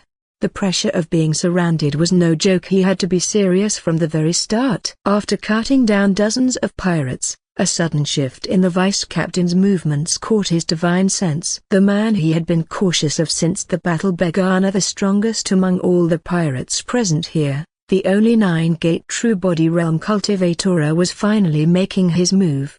The vice captain's saber came down on him from above, aiming for his right arm. Lan Hengsheng blocked it with his wooden sword. Clang! The vice captain seemed shocked that his saber was blocked. He sensed the killing intent appearing in the enemy's eyes. The enemy's saber pushed him, making him hurl backward, and the enemy's saber rushed at him once again with a sweeping attack. He swiftly dodged the saber strike and the attacks from the other pirates that surrounded him. The vice captain did not give up and continued to attack, performing a saber dance upon him. Multiple black saber chi slashes rushed at him, clearly intending to end his life. The attacks came from all sides, putting so much pressure on him, but he did not go down easily at the hands of these pirates. With profound techniques that had been trained since he was 5, he parried the saber, dodged, and counterattacked. His wooden sword slipped through the enemy's defense, aiming for the enemy's neck. Unfortunately for Lan Hengsheng, the vice captain had some life and death experience, retreating swiftly to dodge a fatal attack from the wooden sword at the last moment. Even though the vice captain successfully dodged a fatal attack, Lan Hengsheng's sword did not entirely miss. It made a shallow cut on the vice captain's neck. After Lan Hengsheng inflicted the wound on the vice captain's neck, the battle seemed to pause momentarily. "Who are you?" A broken bar the vice captain asked coldly. Lan Hengsheng considered whether he should answer these filthy criminals' questions. He figured they would die soon anyway, so at the very least, they deserved to know who would end their lives. "I'm Lan Hengsheng, the one who will end your lives," he spoke. "Lan, a broken bar, Lan Clan from the Endless Wealth Company?" The vice captain was stunned. He knew the name of the Lan Clan, as it was rumored to be one of the clans behind the Endless Wealth Company. He hadn't expected the intruder to be the new ruler of the Southern Sea Kingdom. Recently, they had been paid by a certain noble clan to target the ships of this new power roaming the Southern Sea. This was also why their tribute yield this year had increased so dramatically. Those ships were exceptionally wealthy. Is the Endless Wealth Company here for revenge? Whatever the reason he came to their base, he won't be leaving here alive. The vice captain thought. A vicious smile appeared on his face. "I don't know what gave you the courage to come to our place, but you made a big mistake. Form a battle formation. Kill him," the vice captain shouted as he gave the order to the pirates. The surrounding pirates began to form a battle formation, their chi surging. Moments later, dozens of black sharks made entirely out of spiritual chi by the battle formation soared into the sky, revealing their sharp teeth as they rushed toward Lan Hengsheng. Lan Hengsheng's eyes narrowed as he sensed the powerful aura emitted by the black sharks and became serious. His spiritual chi surged and merged with mana. He began to cast the 4-star verdant magic summoning, calling forth the verdant guardian to aid him in battle. The magic circle appeared beneath his feet. In the next moment, 4 massive green golems made of rock and wood emerged in the 4 directions, surrounding Hengsheng not to attack him, but to protect him. All the golems put their hands forward, and a green aura materialized, forming a wall of green energy that slammed at the incoming black sharks, stopping them from advancing toward Lan Hengsheng. The green golems began to move independently, engaging in battle with the black sharks. A massive rock fist struck one of the black sharks, causing its body to explode. The golems spread in 4 directions, attacking the group of pirates that formed the battle formation. "What?" The vice captain was shocked. He had never seen such a technique before. He sensed that these rock monsters did not seem to be mere puppets, but were more like demon beasts. The vice captain noticed that Lan Hengsheng had disappeared from his spot. His divine sense immediately caught the opponent descending from above. He quickly raised his saber to intercept the wooden sword. Clang! The vice captain became angry. He could clearly sense Lan Hengsheng's cultivation realm. It was only at the first gate, but somehow, the opponent's strength was almost equal to his. The genius cultivator. He recalled his past, back when he was still a wandering loose cultivator. Those genius cultivators from noble clans and sects had always suppressed him. He hated people who were born with gifts the most. The vice captain's killing intent surged from within. He roared like a beast, and then a chilling, bloodthirsty aura began to cover his saber, emitting a powerful spiritual aura. This was saber intent, the manifestation of the vice-captain's mastery over the saber. The vice-captain's spiritual power suddenly surged, and his saber struck Lan Xiaorong's wooden sword, sending him flying backward and crashing against the tree behind him.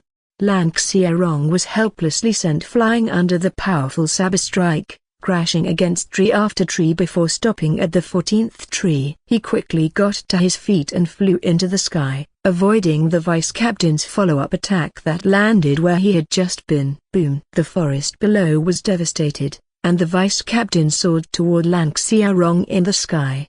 The vice-captain swung his saber, releasing multiple arcs of saber chi that soared after the enemy. Lan Xiaorong parried each saber chi with swift movements, narrowly dodging the saber thrust at him, and retreated further at the incredible speed.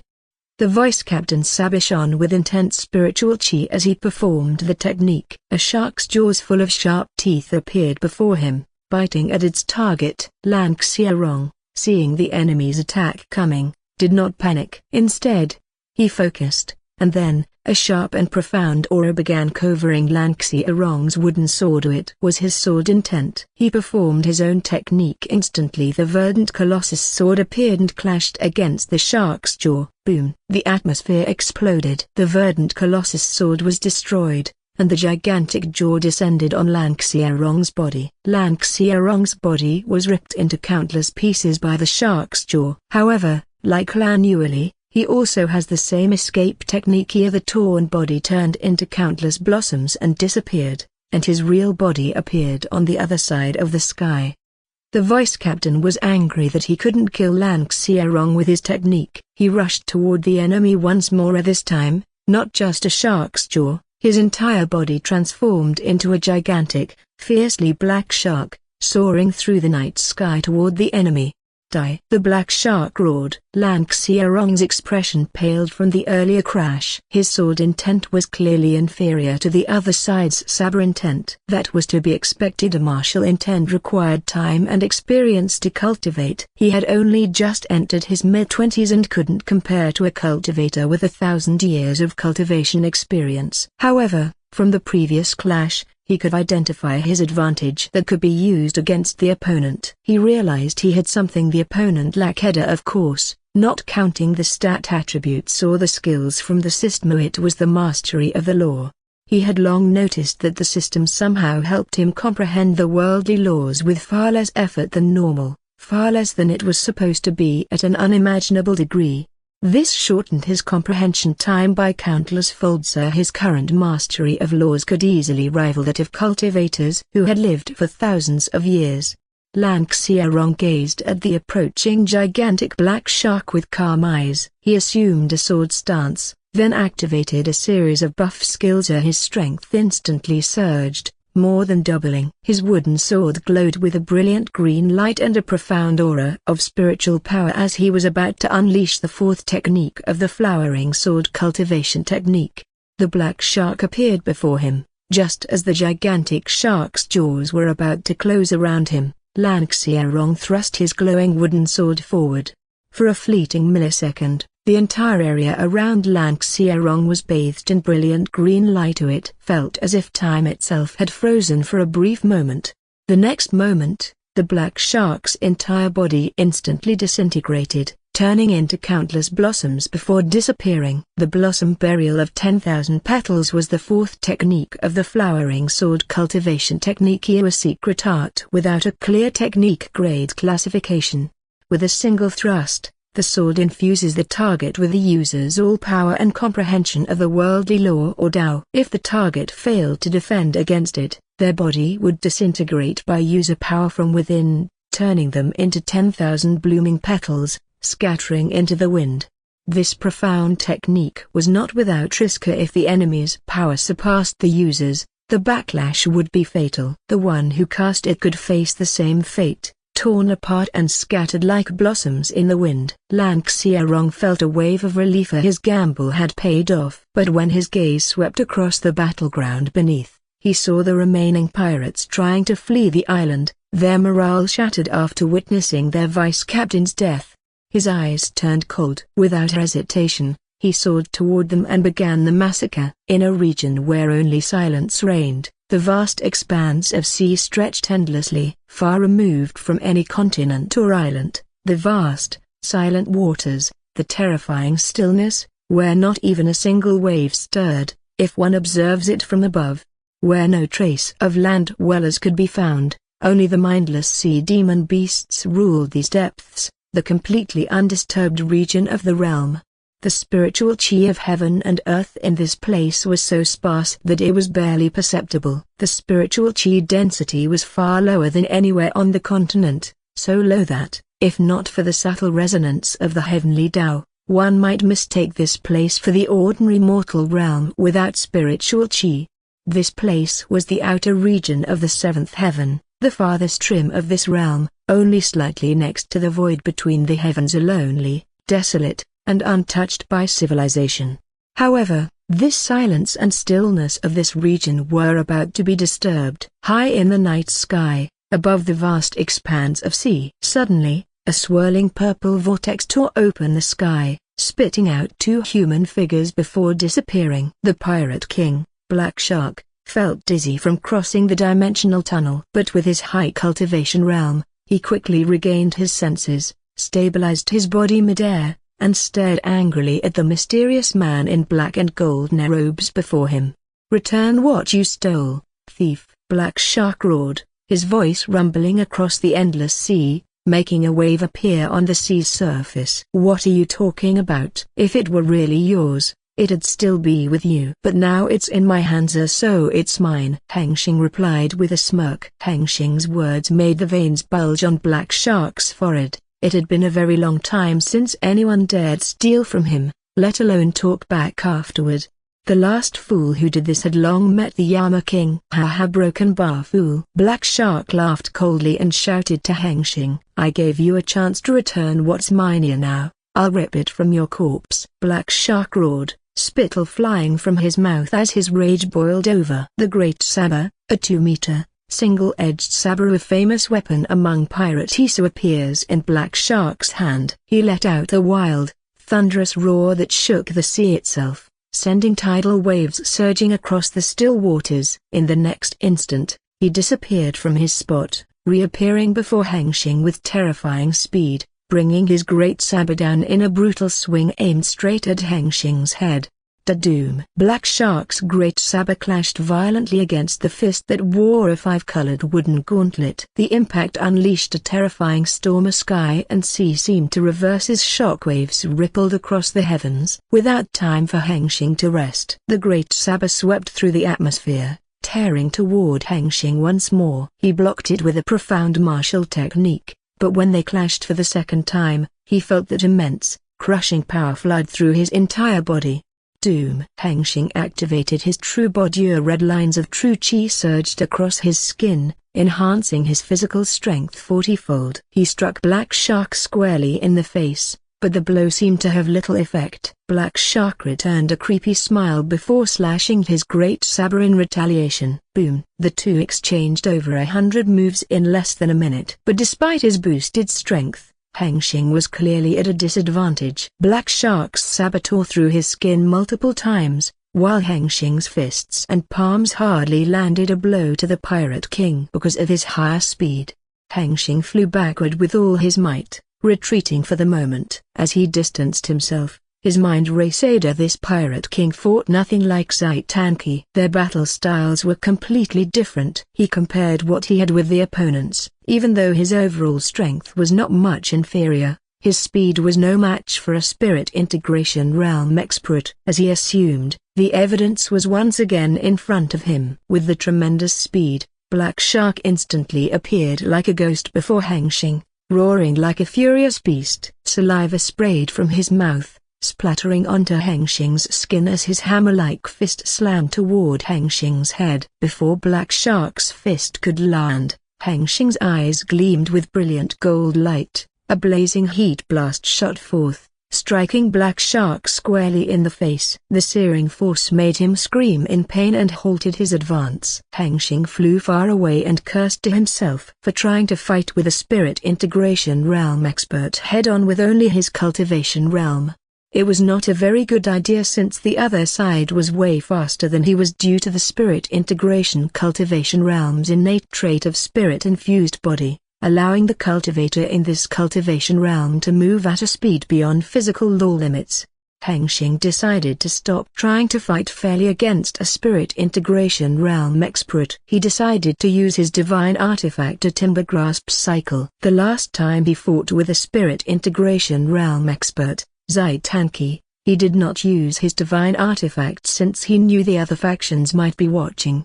The divine artifact is acknowledged among cultivators and factions as a treasure of immense value and prestige. Hengsheng learned that the divine artifact is very sought after by all factions on all 3 continents, since it is very limited and no more than 100 of them were present in the entire 7th heaven. If he brings it out, someone will be able to identify it as a divine artifact, and then he would be in big trouble, since he did not want to be targeted by the masses while he was weak. In that battle between him and Zai Tanki, he only used the system power disguised as a strange technique. However, this time he was the one who chose the battlefield and no eyes were upon him now. Without restraint, he freely wielded the divine artifact without worries. The timber grasp cycle on Hengsheng's right arm began to glow, radiating the profound aura of the 5-phase Tao. Hengsheng's spiritual power surged several-fold, similar to when he activated the absolute cultivator mode, allowing his strength to catch up with the pirate king Black Shark. Black Shark recovered from the burn on the face, roaring like an irrational beast. His spiritual chi spread outward, the sea trembled in response. Then thousands of gigantic black sharks emerged from the sea below and soared through the sky, surrounding the whole place like they were preventing Hengsheng from escaping. "You dare to burn my beard? I will eat you!"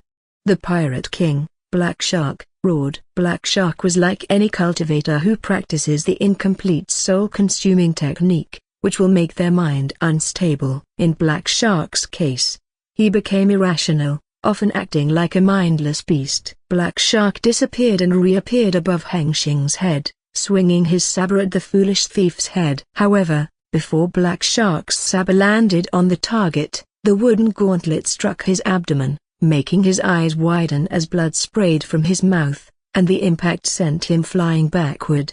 Black Shark stopped midair and wiped the blood away. He was confused how the thief, who was clearly only in the true body realm, could match his strength. Then Black Shark recalled something. "You are the one who defeated Zai Tanki?" Black Shark asked the figure in black and gold robes that flew towards him, coming to a halt midair not far away. Hengsheng silently thought for a second before he decided not to interact with this wicked pirate. With sudden bursting speed, his fist struck Black Shark's face, sending him flying. The punch sent Black Shark flying backward, rolling helplessly through the air before halting mid-flight. Instead of displaying anger, his face twisted into madness, and he erupted into maniacal laughter for no apparent reason. "No talk I like that. Ha ha ha ha." Black Shark laughed maniacally as his spiritual chi surged through his great saber. He swung the saber, and with each swing, saber chi like a sharp shark's teeth manifested and soared toward Hengsheng. Hengsheng made a circling gesture with his arms, and the 5-element barrier appeared before him, stopping the saber chi from harming him. Then he sent a barrage of 10,000 chi cannonballs toward the pirate king. Seeing the 10,000 chi cannonballs rush toward him, Black Shark did not show concern. He continued his laugh even louder, to the point that the sea beneath them resonated with the laughter. "I am king of the sea," Black Shark roared. In response to his words, the sea surged toward the sky, forming a 10,000-meter-tall tidal wave that moved like a massive jaw, swallowing the barrage of the 10,000 chi cannonballs. Boom, boom, boom. A broken bar. Hengsheng saw his numerous chi cannonballs being swallowed by the sea. His eyes narrowed. He did not expect the pirate king to have such a move. Hengsheng intended to end the fight quickly, as he was eager to find out what was really inside the island of the pirates. He focused on gathering an enormous amount of spiritual chi to perform a heaven-grade technique, the Heaven's Pulse Fist technique. Even though the spiritual chi in this place was extremely sparse, he could still perform a heaven-grade technique. After all, the true power of such a technique didn't rely only on the surrounding spiritual chi, but rather on the aura of heaven and earth itself. Ha ha ha, I am the king of the sea. Black Shark laughed maniacally as he rode above the massive tidal wave that moved toward the foolish thief. Hengsheng's fist, glowing in various lights, shot forward with a profound motion. Unleash the power of heaven's pulse fist. In the next moment, the vast sea and immeasurable sky split apart. Hengsheng's eyes gazed calmly at the scene before him, his heaven's pulse fist manifesting, and then it split apart the vast sea and immeasurable sky. Invisible waves pulsed forward one after another, radiating from the image of a heavenly fist above him as the technique fully manifested. Each pulsing resonance vibrated violently through everything in its path, stretching across a vast radius before him, destroying everything, even the worldly laws. First pulse, reality bending. Second pulse, space distorting. Third pulse, time warping. Fourth pulse, the sky collapsed. Fifth pulse, the sea ignited. Sixth pulse, the tidal wave reversed. Seventh pulse, the pure destruction unfolded. Everything before Hengsheng's mighty heaven's pulse fist is crushed. The Pirate King, Black Shark, howled in agony as the pulsing wave of the heavenly pulse fist tore through him. His body began to disintegrate, piece by piece shattered by the overwhelming might of heaven's pulse. His scream echoed across the burning sea and collapsing sky. Suddenly, the agonized howl was cut off, swallowed by a burst of madness. Ha ha ha ha ha. Black Shark laughed maniacally, even in the face of death. First his limbs, then his torso, each part torn apart, dissolving into dust and glowing fragments beneath the crushing might of the heavenly pulse. I will return a broken bar. Black Shark's voice faded as his mount dissolved into dust. His eyes, still filled with madness, locked onto Hengsheng one last time. Finally, his entire head was consumed. The maniac laughter disappeared from the world. As Hengsheng witnessed the Pirate King's death, he lowered his fist, and the image of the heavenly fist above him faded and disappeared. At the next moment, the world began to heal itself slowly. The space between sea and sky returned to its normal state, sinking back together, no longer split. The surrounding damage was mended, the worldly law found its own balance, the burning sea became cold water, and the collapsing sky became serene enough to reveal the brilliant stars drifting within the void between the heavens. Hengsheng swept his divine sense across the surroundings, ensuring everything was according to plan and no traces, no hidden eyes observing from the shadows. More importantly, he checked to confirm that the Pirate King hadn't left behind anything suspicious and no lingering curses, marks, or hidden traps. Hengsheng's eyes narrowed. Something was off. He couldn't find the Pirate King's space ring. Did I destroy it by mistake? He wondered, frowning. What a shame, a broken bar. A Pirate King's space ring should have held considerable wealth. Hengsheng thought. Even though Hengsheng didn't lack wealth, only a fool would turn down the chance to gain more wealth, and he was no fool. So, it couldn't be helped that he felt quite disappointed. A moment later, Hengsheng withdrew his divine sense. Having finished inspecting the entire area, he then prepared to return to the pirate's island. The purple vortex enveloped his entire body, pulling him into the dimensional tunnel before disappearing from the edge of seventh heaven. A broken bar. Hengsheng appeared above Blackfin Island, and the next moment, he extended his divine sense across the entire island and the sea around it. He sensed that the battle in this place was not over yet. Xiaorong had done his best to eliminate the pirates, but he alone could not chase after all the pirates who had fled in every direction. However, Hengsheng had already predicted this outcome. He had left Yunsu behind precisely to ensure that no pirate could escape from the island. The moment Hengsheng locked his divine sense onto one of the pirate ships fleeing from the island, Yunsu, who had been lying above the clouds in wait within a set perimeter, made her move. Like a reaper of death, she leapt onto the ship, her claws tearing through the crew with brutal efficiency. Not a single scream had the time to echo before silence reclaimed the deck. Once finished, she disappeared into the mist and landed on the next fleeing ship, repeating the slaughter without pause, without mercy. Her usually large, adorable cat eyes had transformed and now sharp, focused, and gleaming with the instinct of an apex predator locked onto her fleeing prey.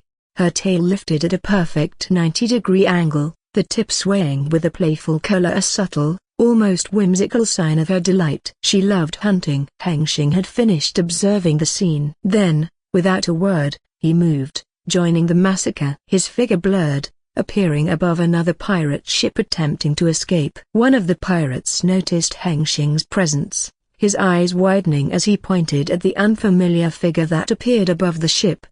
Before the pirate could even utter a word, Hengsheng moved. The cultivators below the true body realm instantly turned to dust, pulverized under his might, leaving only their clothes and space rings. Hengsheng gazed at another location, where about a dozen ships were fleeing. He could have destroyed them all from a distance to end their escape attempt, but he chose not to, as all of the pirate ships carried slaves. These slaves were people who had been caught at sea while traveling across it. Among them might be the families of his employees, so he could not just carelessly destroy them. How annoying, Hengsheng grumbled to himself. Hengsheng flew close to those fleeing ships, both of his hands glowing with an intense green light filled with the aura of life and nature, as he used his timber grasp genetic trait on the sea surface. In the next moment, the sea itself began to transform. The blue water shifted into green bark, and the waving water became crawling roots that spread out at a visible rate. Bang! What happened? One of the pirates shouted as he sensed the ship had hit something. He extended his divine sense to see what his ship hit. At first, he thought it may be a coral reef, but what he saw made his expression turn pale, eyes widen. His ship, which was supposed to be drifting in the sea, was now surrounded by green, crawling roots. The pirates who had cultivation realm in the true body realm, upon realizing that the ship could no longer move, began to flee into the sky with the treasures, storing as much as they could from the ship into their space rings while cursing that they didn't have bigger ones. However, before they could go any further, a small shadow passed by. Their heads were separated from their bodies, their lives and treasures ripped away. A broken bar. Not long after the three joined forces in the massacre, the Black Shark pirates became history. Lan Hengsheng shook the blood off his wooden sword after slaying the last pirate on the island. His killing intent was now fierce, as this was the first time he had single-handedly killed this many cultivators. He had killed a couple of dozen cultivators before, but not multiple hundreds like this. He could sense that a demon heart would surely form within him if he let his own killing intent overwhelm him. He sat against the tree, closing his eyes to meditate, intending to calm his killing intent. Hengsheng appeared before Hengsheng. Seeing that he was meditating, he faded away, not wanting to disturb him. Even though he wanted to pull some bullying, he knew disrupting someone in cultivation was crossing the line. He had learned that. Yansu jumped above Hengsheng's head, found her comfortable spot, and curled up there. She handed him a space ring she had harvested from a fleeing pirate. Good girl. Hengsheng praised her. Yansu smirked proudly in return. Hengsheng stored the ring in his system storage while he walked toward whatever it was within this island that could shield against his dimensional map observation. That was what Hengsheng was interested in finding out. I wonder. A broken bar, Hengsheng murmured. A broken bar, at the edge of seventh heaven. A while later, after Hengsheng had gone from this place, without Hengsheng knowing, a soul whisper of flickering light, invisible to the naked eye and perceptible only to those with spiritual sense, emerged from the sea like a being separating from the water and disappeared into the high-dimensional space where the soul could move freely. The soul wisp moved at a speed beyond that of light. Not even a second passed after it entered the high-dimensional space before it emerged again, appearing in an unknown cultivation cave. A man's voice echoed from within the cave, his tone filled with surprise upon seeing the soul of the Pirate King appear at this time. He reached out, and the Pirate King's soul responded to his summons, obediently hovering into his hand. When a flickering light of the soul wisp came closer to the man, it lit up the dark cave with its dim glow, allowing the man's appearance to be seen.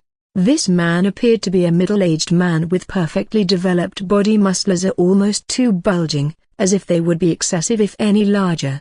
He wore an elegant, royal golden dragon robe, reserved only for the sovereigns of a dynasty. His facial features bore a striking resemblance to the Pirate King's. However, the difference lay in his wise appearance, cleanliness, and a complete absence of madness in his expression. He snatched the soul wisp into his hand, inspecting it to see the Pirate King's memories of what had happened outside and to find out how his clone had died. Hengsheng looks to his left. Nothing. Then he swept his gaze to the right. It was still nothing. He tilted his head in confusion. Yansu, do you notice anything? Hengsheng asked the cat who was clinging to his shoulder. Yansu lifted her head and sniffed the air, hoping her extraordinary spirit beast's spiritual sense could find something. After a while, she lowered her head, shifted her gaze to Hengsheng's face, and shook her head. She meant that she also did not find anything. That's strange, broken by Hengsheng murmured, then gazed toward the sky, hoping heaven above would give him a clue. Currently, Hengsheng stood atop the tallest tree near the volcanic mountain of Blackfin Island, trying to find a clue about whatever was shielding against his dimensional map's observation. Yet, he found nothing. Everything before his eyes seemed normal, just an ordinary island without any trace of abnormalities like supernatural phenomena or anything else. A broken bar. Hengsheng recalled a month ago, when he checked the dimensional map for the last time before entering the cultivation session to stabilize his new cultivation realm and recover his spiritual power. He observed the entire continent to see how things moved forward. In the north, he spotted some suspicious activity from Bloodfiend Palace's demonic cultivators close to the north wall, which was considered their normal behavior, since they were always acting suspiciously. After that, he shifted his focus to the central, western, and eastern regions of the continent, one after another, and he found everything progressing as before, normal, an ordinary cultivation world. There is no major incident like a divine treasure being born or a secret realm emerging. This normality did not make Hengsheng feel comfortable because the continent was calm like the sky before a storm. Hengsheng thought the heavenly Tao wouldn't let this boring realm go on. He guessed it was preparing some disaster to slam on everyone's face when the time was right. Then, he focused on the southern region where he currently lived, observing his company's employees doing business with local merchants, buying their humble stores with a large amount of money, and putting his endless company's brand on the store's sign, which was generally the strategy of how his business expanded that he instructed his people to follow. This expansion strategy worked flawlessly, even though it was just a common business expansion method in the Earth's business world. However, his strategy seemed to be considered an immoral method by most, because in the cultivation world, people were very conservative, clung to their legacy, and did not tend to sell their businesses to others or buy them from others. Hengsheng saw through this point, but he did not see it as a problem, since he knew the cultivation world's people's weakness. Greed. The greed of people in the cultivation world is so strong, not just among cultivators but also among mortals. When they see the large sums of money his company offers, they suddenly forget all their cultural values and immediately agree to the deal. In the local eyes, his company was a greedy demon merchant that lured others with money and took away their legacy. This strategy made him lose large sums of money, but he did not intend to make money immediately. He planned to extend the company's business all over the place first and then keep it small for now, waiting for the opportunity to engulf the entire market all at once when he had enough strength to protect his business from others whenever they tried to take his wealth away. Hengsheng thought doing business in the cultivation world was quite boring. There were no extraordinary business plans, no flashy marketing methods to fight against each other to make a profit. They competed against each other in business with their faction's strength and influence. If his endless wealth company had not made a scene by bringing down the Zai dynasty, indirectly announcing to others that they also had strength, his business might not have expanded smoothly. When he had sufficiently observed his employees at work, he continued observing the continent through the dimensional map, from the capital of the Gu dynasty's territory all the way to his main territory, the Xiyuan dynasty's territory. The Gu dynasty was just like other places, calm. No major incidents had happened, but later he found that the Zai dynasty being replaced by a new dynasty turned out to be the most talked about event in the empire. Overall, there was no threatening movement toward his company based on what he had observed so far. Speaking of the Gu dynasty, at that time, He thought he was about to face the Gu dynasty's wrath after he removed the Zhai dynasty from the continent. He was ready to flee with his people and possessions at any time if they made a move. However, the Gu dynasty did not seem to care about their subordinate state being replaced by a new dynasty. They did not seem to move against his company at all. They only demanded that the new dynasty's king go to Gu city, where the Gu palace is located, to pledge allegiance to the Gu emperor, and the matter was settled. Hengsheng was amazed by how easily they accepted the new dynasty to be in line. He thought about it deeply. It was somewhat understandable. Maybe they had already grown tired of getting angry every time a dynasty under them was overthrown. With thousands of big and small kingdoms scattered around within their vast territory, both of mortal kingdoms and fortune dynasties, getting mad every time one fell was unrealistic. Then come to the Xiyuan dynasty's territory. There were minor problems here, as some small noble clans did not accept the new rule. They secretly plotted various schemes to sabotage the peace he had established for a good business environment. Hengsheng planned to get rid of them once he saw the full picture of things, who sided with whom, who the real enemies were, and who were secret allies. Right now, he didn't know. He could only observe them from above using the dimensional map, which was not designed to gather that kind of sensitive information. Additionally, Xiaorong's spy network was still made up of rookie spies, so it would take some time before he could act. What he could do now was get rid of their tools, like the hostile cultivators that actively making a move against his company, or the pirates of the Southern Sea. He had mostly marked their heads on the dimensional map and closely observed their activities. The hostile cultivators and pirates were being taken care of by the Golden Dragon Army, the army that acted like the face of the company led by Wang Dalong. This army was scattered all over the Southern Kingdom, protecting important business sites for his compania, whether it be spirit stone mines, valuable ores, or professions that had signed the contract with them, like those cultivators who knew alchemy but lacked the resources to practice their skills. Hengsheng often sent warnings to Wang Dalong about hostile cultivators or notorious pirates about to take action if he noticed them first through the dimensional map. And that was when he noticed the island, the one the pirates called Blackfin Island. A month ago, while Hengsheng was observing pirate movements, he noticed that many of the pirate groups he had marked were all gathering in the same place near this island. He learned about the pirates' tribute ceremony and witnessed what they did. They came with ships filled with treasure and slaves, performing the ceremony in a way that imitated what the dynasties did. Hengsheng felt disgusted by this scene. Even though the dynasties were not all good, they did not actively ruin other people's lives like these scum pirates. Somehow, these trash wanted to have an honorable ceremony of their own. No, he would not allow that, so he decided to kill them all when he was ready. He was done with observation. However, before he closed the dimensional map and entered his cultivation session, he noticed that one spot on the map was odd, where 1 kilometer radius in that area was blank, with no visible image observable. It looked like a bug in the map or missing data, but Hengsheng knew it was impossible for his system to make such a ridiculous mistake. He changed his plan immediately. At first, he had wanted to reach the 9 gates of True Body Realm before coming here to get rid of the pirates and the Pirate King, along with the Lan Clan and Wang Clan members, to help them gain some real bloody experience, just like what Xiaorong was experiencing right now. He decided to secure this island immediately after coming out of his session, since his gut told him that whatever was shielding the place from his system's observation power must not be ordinary. A broken bar. Return to the present. Hengsheng stopped gazing at the night sky, knowing that waiting for heaven's help was useless.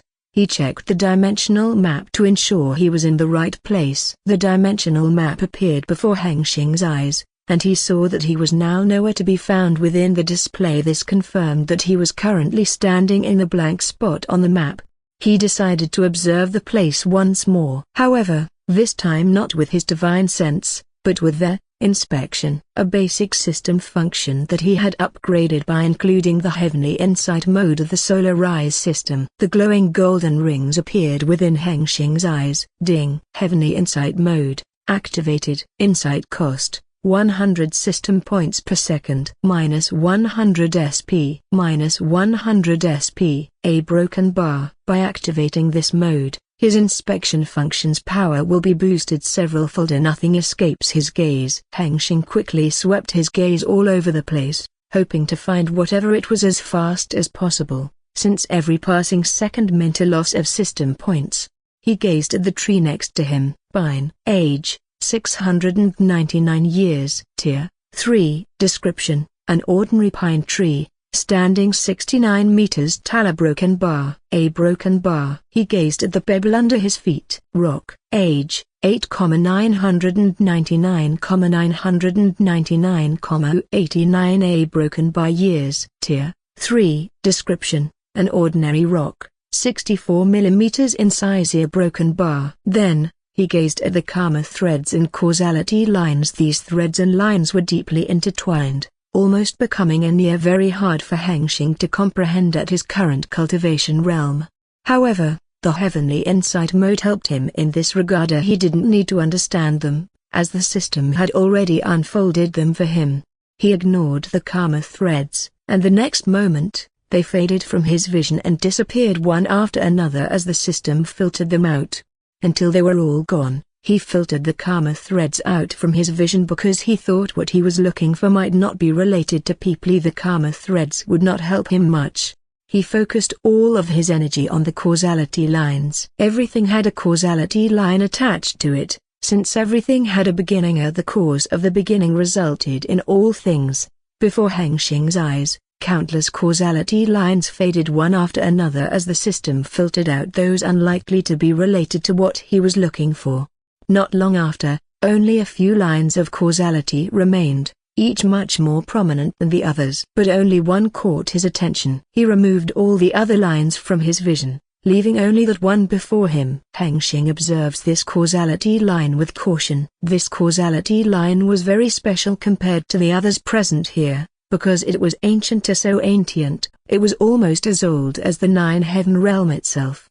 Bingo! Hengsheng exclaimed. He thought he had found what he was looking for. He followed the causality line to its source, with his feet, step by step, and it only took him 50 steps before he reached the point where the causality line originated.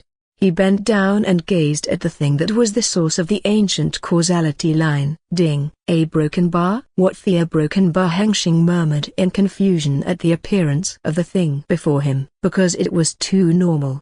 He was gazing at a natural stone slab the size of a palm. It looked like an ordinary stone slab. If not for the causality line leading him to it, he might have thought it was just another stone on the ground.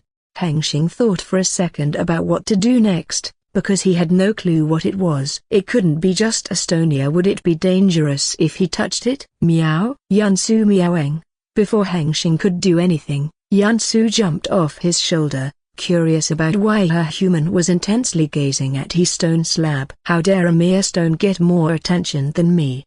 Yansu thought indignantly. Hengsheng tried to grab her, but she was faster than he was. She quickly slipped away from his arm and landed gracefully with her paws right on the stone slab, looking at it from an above angle with contemptuous eyes. Then she smirked proudly as if she had won over the stone. No, don't do that again. Why are you so reckless? You should be more cautious. Hengsheng scolded the cat for her reckless behavior. Still, he was relieved that she seemed fine. The stone slab didn't appear to harm her. Meow! Broken bar! Yansu cried, rolling her eyes upward. She didn't understand why her human had to make such a big deal. It was just a stone, after all. What's good about this stone? Yansu thought. Driven by curiosity, she sent her spiritual sense into the stone and then, she sensed something. A broken bar. You know the world is a dangerous place. If you were injured, how could a broken bar? Hengsheng began lecturing Yansu with a serious tone, but suddenly, something incomprehensible happened. Yansu, who stood on her 4 feet on the ground, had disappeared right before his eyes without a trace, and the feeling of soul connection between them also disappeared. What a broken bar! Hengsheng stared with confused eyes at the spot where Yansu had just been. The next moment, his senses returned from the shock. Yansu! Hengsheng shouted, panicking, and tried to look around to find where Yansu had gone. How had it happened right before his eyes without him noticing? His glowing golden eye flickered as he searched, and he also realized that the mysterious stone slab was gone. Hengsheng opened the dimensional map, trying to observe the place with it as he tried to find her, yet he only saw the blank spot. No suspicious movement around here. Then, he opened the Supreme Administrator system and immediately navigated to the contract management function, then checked the soul contract between him and Yansu. He found that their soul contract still existed, and Yansu's soul was also in perfect condition, which meant she was still alive. But when he tried to see her location through the soul connection, he couldn't. It was blank, just like the dimensional map. "Yansu, stop playing!" Hengsheng shouted again in a panic, calling out to her, hoping she hadn't actually disappeared and was just hiding nearby to prank him. Hengsheng's mind was a mess. His beloved companion had disappeared to who knows where. How could he remain calm? Hengsheng immediately realized the flaw in his Tao heart. He could not take the loss of his loved one. As a cultivator, this is a significant flaw in the path toward immortality. In despair, he was about to ask Blue for aid, since she was the system itself, and under her control, the system's power would be at maximum potential. However, before he could do that, out of nowhere, the missing cat appeared before him. Meow. After Yansu appears, she is meowing innocently while gazing at the incoming human. Hengsheng violently snatched Yansu's small body into his arms, which startled the cat. Meow. Yansu struggled to get out of his embrace, as her body felt uncomfortable. Hengsheng didn't let her go, afraid she might disappear again. Seeing that her human had no intention of letting her go anytime soon, Yansu gave up struggling and let out a soft meow, hoping her freedom would be regained once her human was satisfied sniffing her belly. She somehow enjoyed the scent of her human as well. A broken bar. With a smirk on her face, Yansu proudly stood on her hind legs before Hengsheng, intent on showing him what she had discovered. She raised her right front paw and brought out the treasure hidden inside her dantian. Suddenly, above Yansu's paw, the mysterious stone slab appeared out of nowhere. Its emergence was undetectable through either spiritual or physical senses, as if it had been concealed behind the veil of void. Its appearance had changed. It no longer looked like an ordinary stone slab. The slab now glowed with a faint golden light, and on its surface, an ancient character was engraved, 10th Heaven. Hengsheng was stunned by its appearance. Treasure. No mistake here, it was definitely a treasure. Excitement surged within him. He had seen many divine treasures, each radiating a profound aura and shrouded in mysteries beyond his current cultivation to comprehend. Yet, even with his limited knowledge and just his naked eyes, he could tell none of the divine treasures he had ever encountered could compare to the one before him. The mysterious aura emanating from this treasure was on a whole different level. Could this be an immortal rank treasure? Hengsheng thought, his heart pounding with anticipation. The mortal, earth, heaven, and divine grades are collectively known as the mortal rank classification system. They are commonly used to categorize various aspects of cultivation by variable factors such as energy level, purity, or effect on the surroundings, depending on what they classify, from the ordinary mortal to the false immortal, such as spirit core grades, technique grades, pill grades, and artifact grades. However, this mortal rank classification system cannot classify things with energy levels beyond Tier 9 or the false immortal realm, because things of this level of energy are beyond the mortal realm's worldly law, causing unimaginable effects or strange phenomena that are difficult to comprehend or predict, making classification with simple ranking difficult, such as an immortal artifact created by true immortals, a formation constructed by a legendary rank 10 formation master, or an immortal treasure containing energy levels of Tier 10 and above. This is why ancient cultivators created a distinct classification system for such things, which they referred to as the immortal rank classification system. The immortal rank classification system primarily classifies things based on their energy levels. For example, the weakest true immortal artifact would be classified as a Tier 10, rank 1 artifact, also referred to as a rank 1 immortal artifact.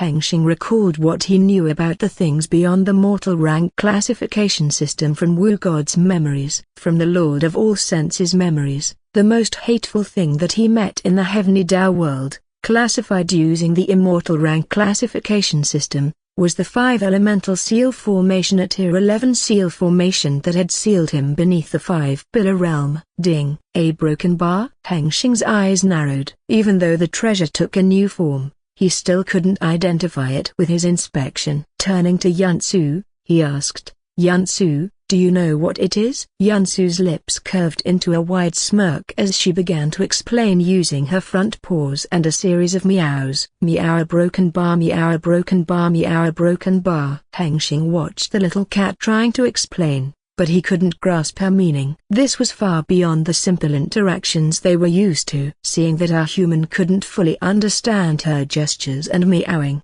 which weren't enough to describe what the treasure truly was, Yansu paused to think. Sending her human a mental message directly through her spiritual sense was out of the question, as she wanted to maintain their usual interaction style.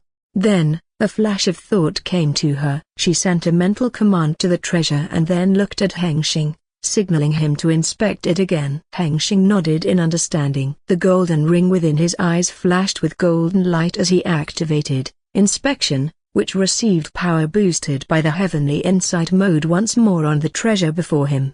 Ding! 10th heaven. Type: heavenly treasure. Tier: description: the 5th-ranked heavenly treasure among the 9 heavenly treasures of the 9-heaven realm. Embodiment of the world. The hidden 10th heaven resides within the indestructible stone. A broken bar. What? Not an immortal rank treasure? Hengsheng exclaimed in surprise at this unexpected inspection result. Hengsheng increased the insight cost from 100 system points per second to 1000 system points per second to increase the power of inspection, hoping to see more information from this treasure. The golden ring within his eye glowed brighter. He intently gazed at the stone slab. He frowned because the information he received from the inspection did not change, yet only the same few lines of text appeared. He didn't want to waste system points further since there was nothing more it could help with, so he deactivated the heavenly insight mode. The next moment, Hengsheng's eyes returned to black with a hint of crimson hidden within them. Meow! Yansu cried out in confusion upon seeing her human's eyes return to normal, no longer glowing. Was he done inspecting the treasure? But she could still see him frowning, as if he were deep in thought. She decided not to take the stone back into her danshan yet, letting her human observe it a little further. Heavenly treasure, broken bar, Hengsheng murmured. Hengsheng vaguely remembered that he had heard of this heavenly treasure before. He paused and thought for a moment, then a memory from a couple of years ago surfaced in his mind. The 9 heavenly treasures is really a thing, not just a myth, Hengsheng murmured. Hengsheng had heard about the 9 heavenly treasures before, when he studied more about the 9 heaven realm after he arrived in this realm. He first came across the term 9 heavenly treasures in one of this world's native mythical tales. It was a myth about creation, but it was a different myth from the heavenly Tao world creation myth. This myth also exists in this realm. It was the same myth as his 5-pillar realm. The myth that tells about the 9 heavenly treasures is called the 9 heaven creation myth. This tale is about the creation of the 9 heaven realm and other things, including the 9 heavenly treasures. The myth about these 9 heavenly treasures says, at the dawn of the 9 heavens creation, there were 9 heavenly treasures born alongside the 9 heavens. Blessed by the heavenly Tao, each treasure was infused with one of the 9 great aspects of the universe, each becoming the embodiment of that great aspect. Thus, they became supreme treasures, unmatched by any other, containing boundless power beyond any wildest imagination. Those who possess even one of these treasures are bestowed with heaven-defying might, dominate the worldly law, transcend destiny, stand above all others, or even open the path to immortality. For those not fated, the one who possesses all 9 will rule over all things, all earth, all heaven, and all Tao, wielding power capable of slaying immortals and gods while still mortal, bearing the destiny to become the eternal ruler. A broken bar. At first, Hengsheng did not believe the myth about these treasures was real. because it was too grandiose and exaggerated. Heaven-defying power? Treasures that hold power beyond even immortal rank treasures? And not just one, but 9? How could a mortal slay an immortal? All this is nonsense, a joke that could make an old monster who has lived for 1,000,000 years laugh. Most importantly, his previous home, the Five-Pillar Realm, did not have anything resembling these heavenly treasures. Since they both are at the same realm level, Tier 10 realm, if the Five-Pillar Realm did not even have one such heaven-defying treasure, how could this realm have 9? But right now, one of the 9 heavenly treasures was already present before him. He had no choice but to reconsider that the myth about these treasures might have some truth in it. A broken bar. Growl. Yansu growled in warning and slapped Hengsheng's hand with her paw because he was reaching out to grab the stone without her permission. Ow! Hengsheng cried in pain, rubbing the hand that had been slapped. Hiss! A broken bar. Yansu let out a low hiss as she was angry. How dare you attempt to touch my precious treasure? This is unacceptable. Yansu thought. Sorry. Don't be mad. Hengsheng apologized and tried to ease the cat's mood. Yansu was waving her index claw in a gesture that said watch only. All right, Hengsheng replied. A broken bar. He had almost done something rude to the cat because he was lost in thought while recalling what he knew about the term heavenly treasures.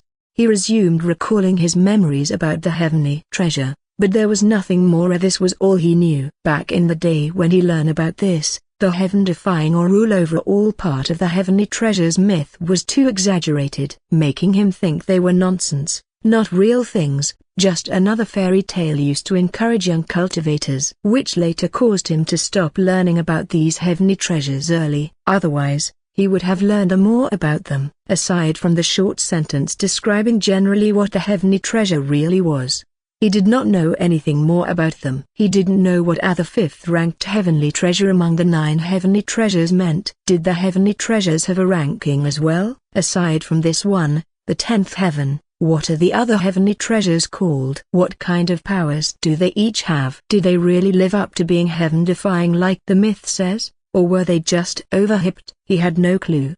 The word heaven-defying has significant meaning among cultivators because this word is used to describe the highest level of genius cultivator or things that defy people's logic. In a cultivation world filled with supernatural things and wonders, anything that can defy logic in such a world is beyond comprehension. Even his incredibly high battle power, which allows him to fight across major realms, is not yet considered heaven-defying because he is still in a middle-rank cultivation realm. The ability to fight across realms means little at this rank. The things that can be considered by the word heaven-defying had to be around the level of Yansu's infinity evolution trait, Hengsheng's system, or battle power that allows one to fight across realms, even at a higher-rank cultivation realm, such as a peak stage of Grand Unity Realm cultivator who can fight against a middle stage of Tao Threshold Realm cultivator on equal ground. This is considered heaven-defying, even if it just barely passes the threshold. If a thing or person doesn't reach these levels of defying, then heaven-defying is just for flattery. If the 9 heavenly treasures are really heaven-defying, then he would love to consider finding one for himself. The one before him had already fallen into the hands of the cat. He could not have this and a broken bar. That's too bad. A broken bar. Hengsheng's eyes flashed with greed for less than a second. Even he didn't notice it himself. However, someone with a sharp sense did notice it. A broken bar. Hengsheng returned to his senses after thinking about the heavenly treasure in silence for a while, and then he turned his gaze to Yansu. When his gaze fell on her, she suddenly made a motion similar to that of Golem, who was concerned about his precious. Yansu quickly gave a mental command, and the precious stone disappeared from above her paw, returning to her dantian and hiding inside it. Yet she was still concerned about her human's gaze. Hengsheng felt amused and confused at the same time. Why was she acting like this? He thought for a second and guessed, maybe she thinks I'm going to demand it from her. With that thought in mind, Hengsheng decided to tease her a little. Boo! He shouted suddenly, a grin spreading across his face. Hiss! Yansu recoiled in alarm, her fur bristling from the unexpected scare. Ha ha ha! I'm just kidding. Hengsheng laughed. But Yansu was not amused. Her fur stood on end, claws extending as she launched herself at him in retaliation. Hengsheng lay on the ground in rough shape. His robes were wrinkled and torn, bruises covered his body, and his arms bore claw-shaped wounds. His face had several small bite marks, and both eyes were swollen. "Sorry, a broken bar," Hengsheng murmured. "Meow." A broken bar, Yansu meowed, licking her paws to clean them after teaching her human a lesson. A moment later, after making sure the cat was no longer mad, he slowly got to his feet and began healing himself. His wounds glowed green and closed at a visible rate. With a simple gesture, he changed into a fresh set of robes. In a matter of seconds, Hengsheng returned to his usual,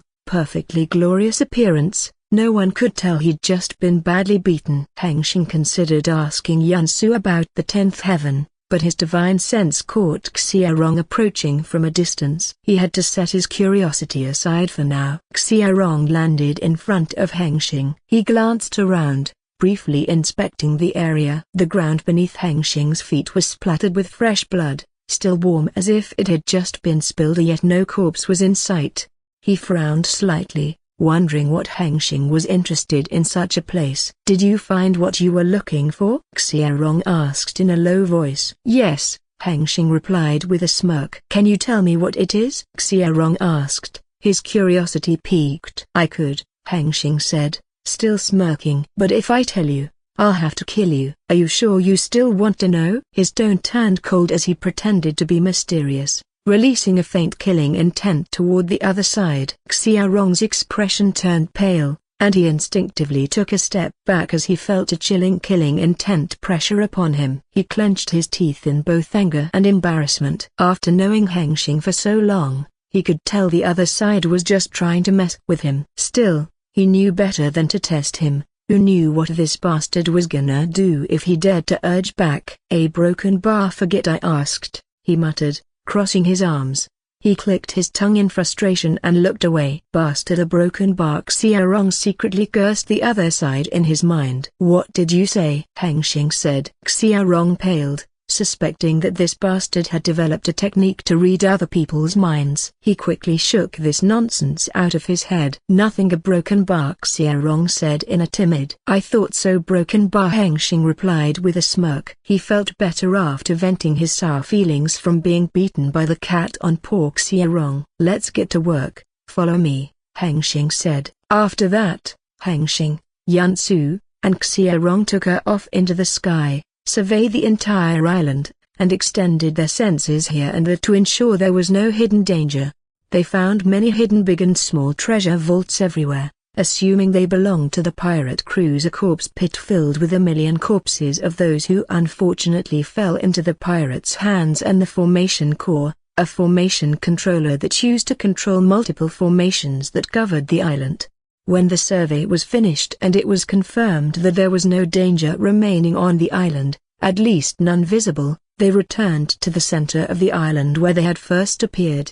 Hengsheng did not waste time getting to the next step. "Where is your man?" Hengsheng asked Xiaorong. Then, Xiaorong informs Hengsheng of the location of his man's whereabouts. Hengsheng opened the dimensional map and searched for the location. When he finds it, he uses the new function of the dimensional map to open the dimensional gate, connecting this place to the other side of space. "Yeah!" Hengsheng shouted, startling both the cat and Xiaorong with his sudden outburst. They had no idea why he yelled. He was waving both of his hands randomly and chaotically, mobilizing the spiritual qi all around the place. Hengsheng pretended to act as if he were performing an incredibly complex technique for Xiaorong to see, letting him realize the distance in cultivation depth between them. Where did he learn such a profound technique? "I can't comprehend it." Xiaorong gritted his teeth while he thought, watching Hengsheng perform an unknown technique. And a moment later, his divine sense caught something. Under Xiaorong's shocked expression, a purple swirling vortex appeared in the middle of the space, forming a swirling, 5-meter radius, stabilized purple vortex gate that did not seem to disappear soon. This dimensional gate is unlike the usual dimensional vortex that Hengsheng uses to teleport across space, which was a one-time teleportation portal.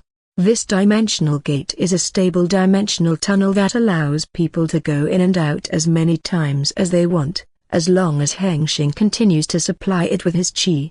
Go, and bring your man here, Hengsheng commanded. Xiaorong, still in shock, nodded instinctively, followed the command, and walked toward the dimensional gate. Before stepping inside the swirling vortex, he turned to Hengsheng and said, Hengsheng, don't make me look bad in front of my subordinate. A broken bark. Xiaorong spoke in a low voice, expressing his seriousness. Hengsheng nodded in response. He didn't even think or intend to do that. Making fun of Xiaorong in front of his subordinate would be bad for his prestige. The command chain had to be solid, especially for a violence-based department like an intelligence department. Lan Xiaorong, seeing Hengsheng's attitude, felt relieved and stepped into the dimensional gate. A broken bar. Hengsheng was waiting in front of the dimensional gate for 10 minutes before the swirling vortex showed signs of movement. Then, led by Xiaorong, people began to step out of the gate one after another. These people were intelligence agents under Xiaorong's command. They were mostly former loose cultivators, whom most factions did not value much, considering them disloyal. He also agreed with most factions' opinion that these loose cultivators had no loyalty. But Hengsheng did not need their loyalty. He simply bought them. As long as he continued to pay, they would stay and work for him. As simple as that. Soon, the last person stepped out of the dimensional gate. Hengsheng stopped supplying qi and closed it. As the gate closed, these cultivators began to realize that the dimensional gate they had crossed was not a formation or treasure, but rather a gate controlled by a cultivator. They were frightened and most knew that space, void, or dimensional-related techniques were uncommon. Only those in higher-rank cultivation realms could utilize them, and even the techniques that allowed lower cultivation realms to use them were difficult to practice. Only geniuses among geniuses could successfully practice them. Hengsheng observed them. There were a total of 1,000 agents, all dressed in the same dark green robes, a uniform of the intelligence agents. They acted perfectly like trained soldiers, not showing a weakness to others, but Hengsheng knew they felt dizzy from crossing the dimensional gate. Yet they hid it very well, worthy of being selected as intelligence agents. Their cultivation realms ranged from the early stage of the spiritual foundation to the fifth gate of the true body realm. Even though their combined strength could not compare to the Black Shark pirate group, they were still within the same range. Hengsheng observed Xiaorong giving a speech to 1,000 agents about the mission, while he stood still, acting like a mysterious final boss in the background. Their mission was simple: disguise themselves as the Black Shark pirate group, exert their authority over all the pirates to gather information, and secretly eliminate the target when the command is given. Before long, Xiaorong finished his speech. Then he finally assigned them the first task as a sign that the White Shark operation had officially begun. As the director commanded, 1,000 agents scattered in all directions to perform their task. Their first task was to clean up the mess of the massacre that had just happened. As they carried out this task, they saw the evidence of the massacre with their own eyes. They couldn't believe that 2 cultivators could have been responsible for all these. It was just too terrifying. Those who wanted to be free again, tired of working for this strange faction and had intended to flee after receiving their payment, began to reconsider. How will you deal with the slaves? Xiaorong approached Hengsheng and asked. Hengsheng paused as he was thinking about how to deal with them. These slaves could not be set free anytime soon, since they might leak the news that the Black Shark pirate group had been completely eliminated. I will bring them to the residential district and let the employees take care of them, Hengsheng said. Lan Xiaorong nodded in reply and continued to speak to Hengsheng about the details of the operation until there was nothing more to discuss. Hengsheng thought it was about time he should leave. He handed the space ring he got from the pirates to Xiaorong as extra funds for this operation, and then said, I will leave now. If there is anything urgent, send me a message. Hengsheng spoke. Then, he extended his divine sense across the entire island, locked on all the slaves, and activated the dimensional shift ability, bringing them with him to the residential district at the center of Endless Tidal Island. The purple swirling vortex closed. Hengsheng appeared in an open area in a residential district. Following his appearance, Numerous big and small dimensional vortexes opened here and there throughout the area, and human figures emerged from them. They were slaves who had once stayed on Blackfin Island.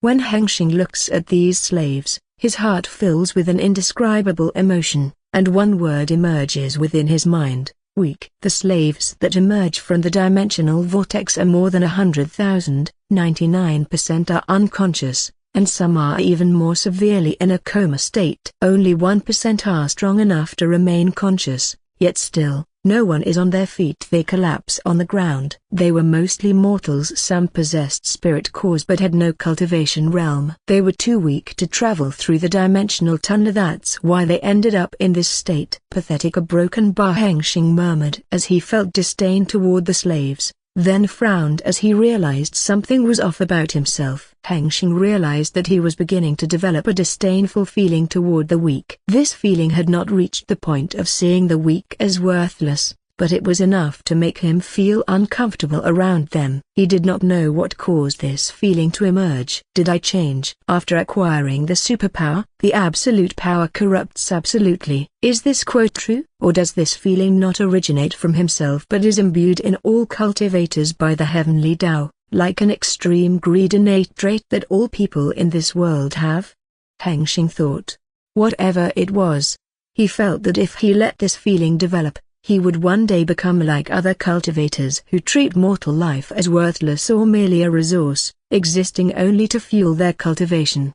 Without letting them die, Hengsheng began to release pure wood chi throughout the area, healing them. The green wood chi moved like a gentle wind, sweeping across all the people on the ground, mending their conditions. Those in comas were no longer in danger, those who were unconscious began to regain their senses, and those who had succumbed to dizziness quickly felt better. When they regained their strength, one after another, they got to their feet, and their reactions to the situation varied. What a broken bar happened? Some people asked in confusion. Mommy, what a broken bar? Some little children cried, unable to find their mothers. Xiao Chen, please wake up, don't leave me. A broken bar, sober broken bar. Others wept beside their unconscious loved ones, fearing they were dead. Hengsheng acted immediately. He didn't want to drag this situation out any further, as he was eager to return to his mansion and test the heavenly treasure.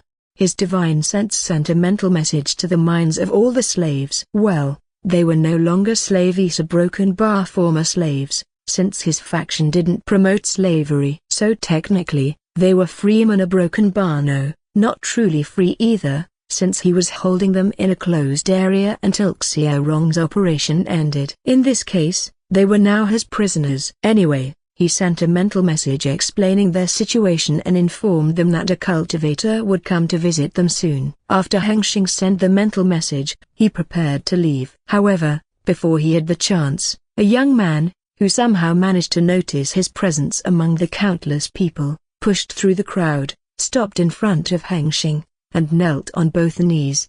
Immortal Lord, please. He broken bar. This lowly one dares not ask for much, but I beg you punish them.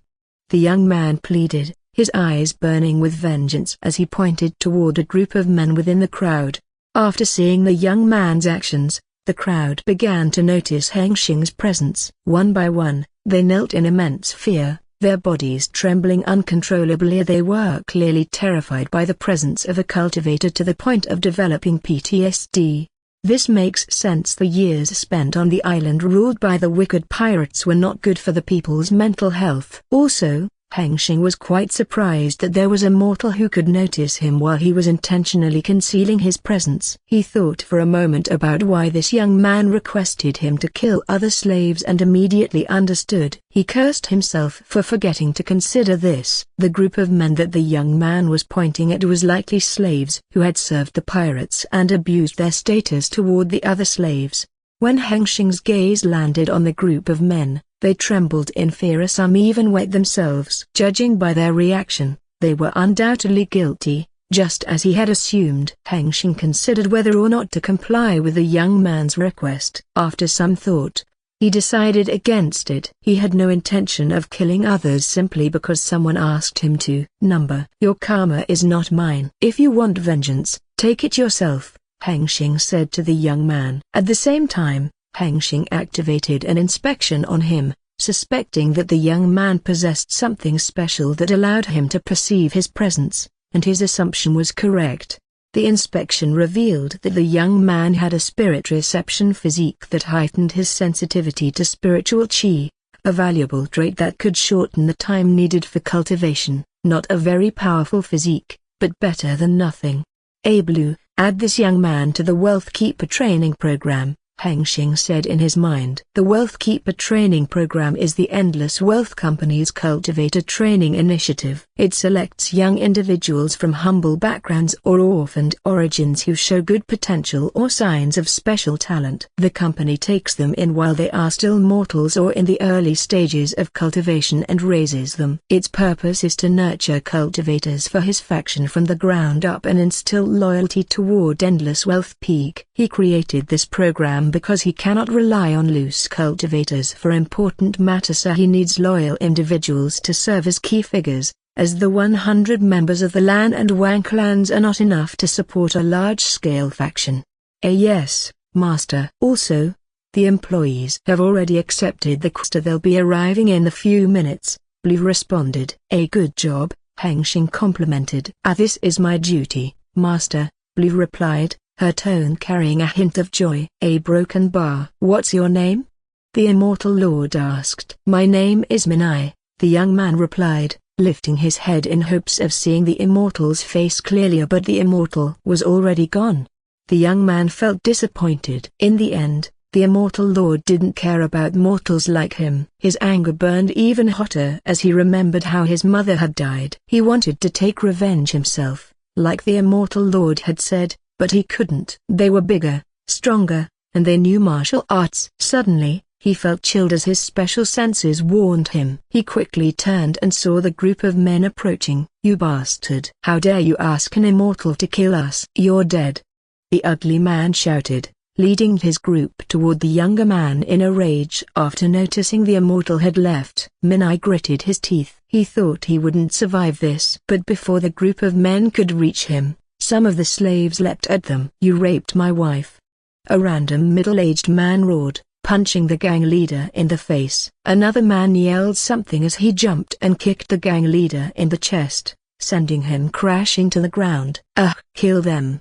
The gang leader yelled, but none of his men followed his command. They had all realized they were surrounded. More and more slaves closed in around the group, their eyes filled with hatred, ready to tear the abusers apart. Before, they couldn't act as those men had pirates backing them. But now the pirates were gone. And they remembered the Immortal Lord's words, if you want vengeance, take it yourself. Without further hesitation, afraid that the Immortal Lord might change his mind and stop them, they quickly charged toward the group of men, beating them up with overwhelming numbers.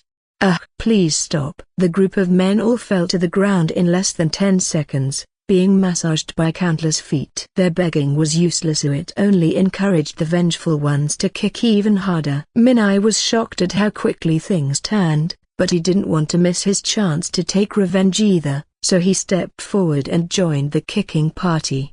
A broken bar. Hengsheng reappeared in the hall of the Maker Mansion. Yansu immediately leapt off his shoulder and dashed outside. Hengsheng followed closely behind. After all, they still had a heavenly treasure to test. Yansu stopped at the cultivation grounds, sat in her usual spot, and began cleaning herself as always. Hengsheng approached her, but she pretended to ignore him. Yansu broken bar about the 10th heaven. A broken bar, Hengsheng said in a gentle, affectionate tone. Yansu shivered at her human's unusual approach. She stopped ignoring and turned to face him. She knew her human was desperate to learn about her precious treasure. Honestly, she didn't mind sharing things with him. But this time, things were different. This was the first time that she had a chance to be in the provider role, so she had to act a little more authoritative. Meow, Yansu cried, tapping her aching hind legs as if asking her human for a massage. Hengsheng smiled and did whatever he could to please her. Hengsheng sat on the throne in the Maker Mansion's throne room, having a serious expression as his eyes scanned the message display before him. Once he finished reading, he nodded and spoke to Blue, who was in the system world. Blue, this is all we have? Hengsheng asked. Yes, Master, unless we have to go to the ninth heaven, which is likely to have more information about them, Blue replied, disappointed that she could not help more. Hengsheng frowned in disappointment, since the information about the 9 heavenly treasures they had gathered was far more limited than he had expected. Never mind then. Thanks for your help, Hengsheng said. With pleasure, Master, Blue replied, turning her attention back to the system world. How disappointed a broken bar, Hengsheng murmured while deep in thought. It had been a month since Hengsheng returned to the Maker Mansion. From the first day until now, Hengsheng has asked Blue to gather all the information his company has collected and collect more from outside about the myth of the 9 heavenly treasures. However, the results were disappointing and most of the information turned out to be false or mere stories created for entertainment. The ones that seem to be true are limited, with no detail. Only a few of the 9 heavenly treasures' names are known to the 7th heaven, such as the immortal killing axe, the elixir of immortality, or the immortal Tao mountain. That last name is the same one people on this continent used to refer to his endless wealth peak, mistakenly believing it to be the immortal Tao mountain when they witnessed it descend from the sky upon his arrival to this realm. At that time, he did not conceal the mountain due to his own carelessness, causing a huge commotion in the southern part of the continent. He had to spend several months spreading a rumor that the appearance of the immortal Tao mountain was fake. Thinking back on it, he couldn't help but feel a chill. Not only had loose cultivators roam about following the rumor here and there, but he even spotted some Grand Unity experts joining the search for his mountain. Anyway, that day had already passed. Hanging thought about the heavenly treasure he had experience with. The 10th heaven, which Yansu possesses, is one of the 9 heavenly treasures whose names are unknown, but it has been referred to as the embodiment of the world. The closest accurate reference about this treasure found in any records was a vague line, "The embodiment of the world will bestow you the entire world." While somewhat accurate, it is not in the way most people would expect. Over the past month, he and Yansu had already conducted multiple tests to the 10th heaven. He now mostly understood what it could do, what kind of powers it held, and just how broken this heavenly treasure truly was. Even though he now understood its true value, he didn't feel sad about Yansu snatching it from him. It was truly a valuable and powerful treasure, but it held no value to him. Not only was it of no value to him, but to make matters worse, it also caused Yansu to spend less time with him. Yansu, who was usually by his side, was nowhere to be found as she wasn't in the mansion or even in this vast 7th heaven, as she was currently staying within her private world, 10th heaven, which existed in another dimension. The dimension within the stone. That's right, the 10th heaven was essentially similar to his system world, a private, dimensional world. Inside the stone slab, the 10th heaven appears similar to the other heavens of the 9 heaven realm, a vast, flat realm filled with nature and life, under its owner's absolute command, which is Yansu. Unlike his system world, where he was a supreme being wielding absolute power over everything, the 10th heaven did not grant Yansu supreme power while she was within it, but something similar. Even though her cultivation realm and power remained the same, her will could move heaven. Her will became heaven's will. The 10th heaven itself, or the hidden heaven within the stone, moved according to her commands absolutely. She could command the 10th heaven to give birth to natural treasure, so whether of mortal, earth, heaven, or even divine grade, all can be born. She could command it to gather all kinds of chi within the heaven and earth of the vast heaven to support her cultivation. She could command it to form natural formations of any type she desired. Even a Tao field was within its possibility. She could even command the flow of time within the 10th heaven, making it run faster or slower relative to the outside world at her will. It was a heaven-defying treasure that granted its possessor access to endless resources of all kinds, even the most valuable one, time mere all at their disposal. The endless resource aspect of this heavenly treasure was similar to the endless wealth peak under Blue's Supreme Administrator system, using origin energy to generate resources endlessly. However, like his cheat system, system world, or origin energy, the heavenly Tao would not allow such a cheat to run wild, ruining the balance of the world without limitations.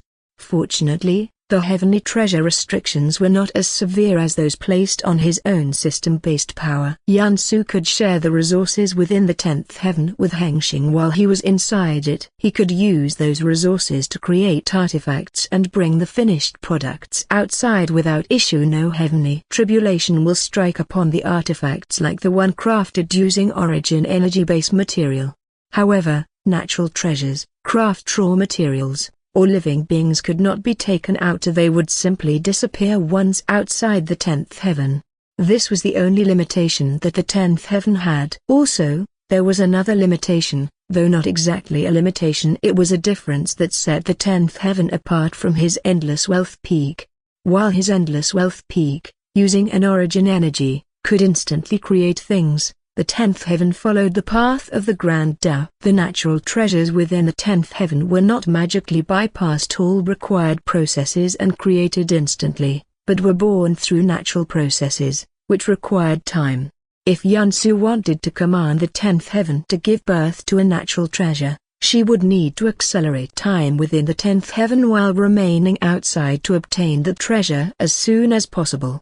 However, the rate at which she could accelerate time depended on her cultivation realm. Presently, she is a rank 4 spirit beast. She could accelerate or decelerate time up to 1,000 times. This meant that if a treasure required 1 million years to form, she would have to wait 1,000 years in the outside world to obtain it. However, this is not a problem for them for now, since the treasures that require such a long time to form are usually divine-grade treasures with a high energy level, which are not needed for Hengsheng's or Yansu's cultivation at their current cultivation realms.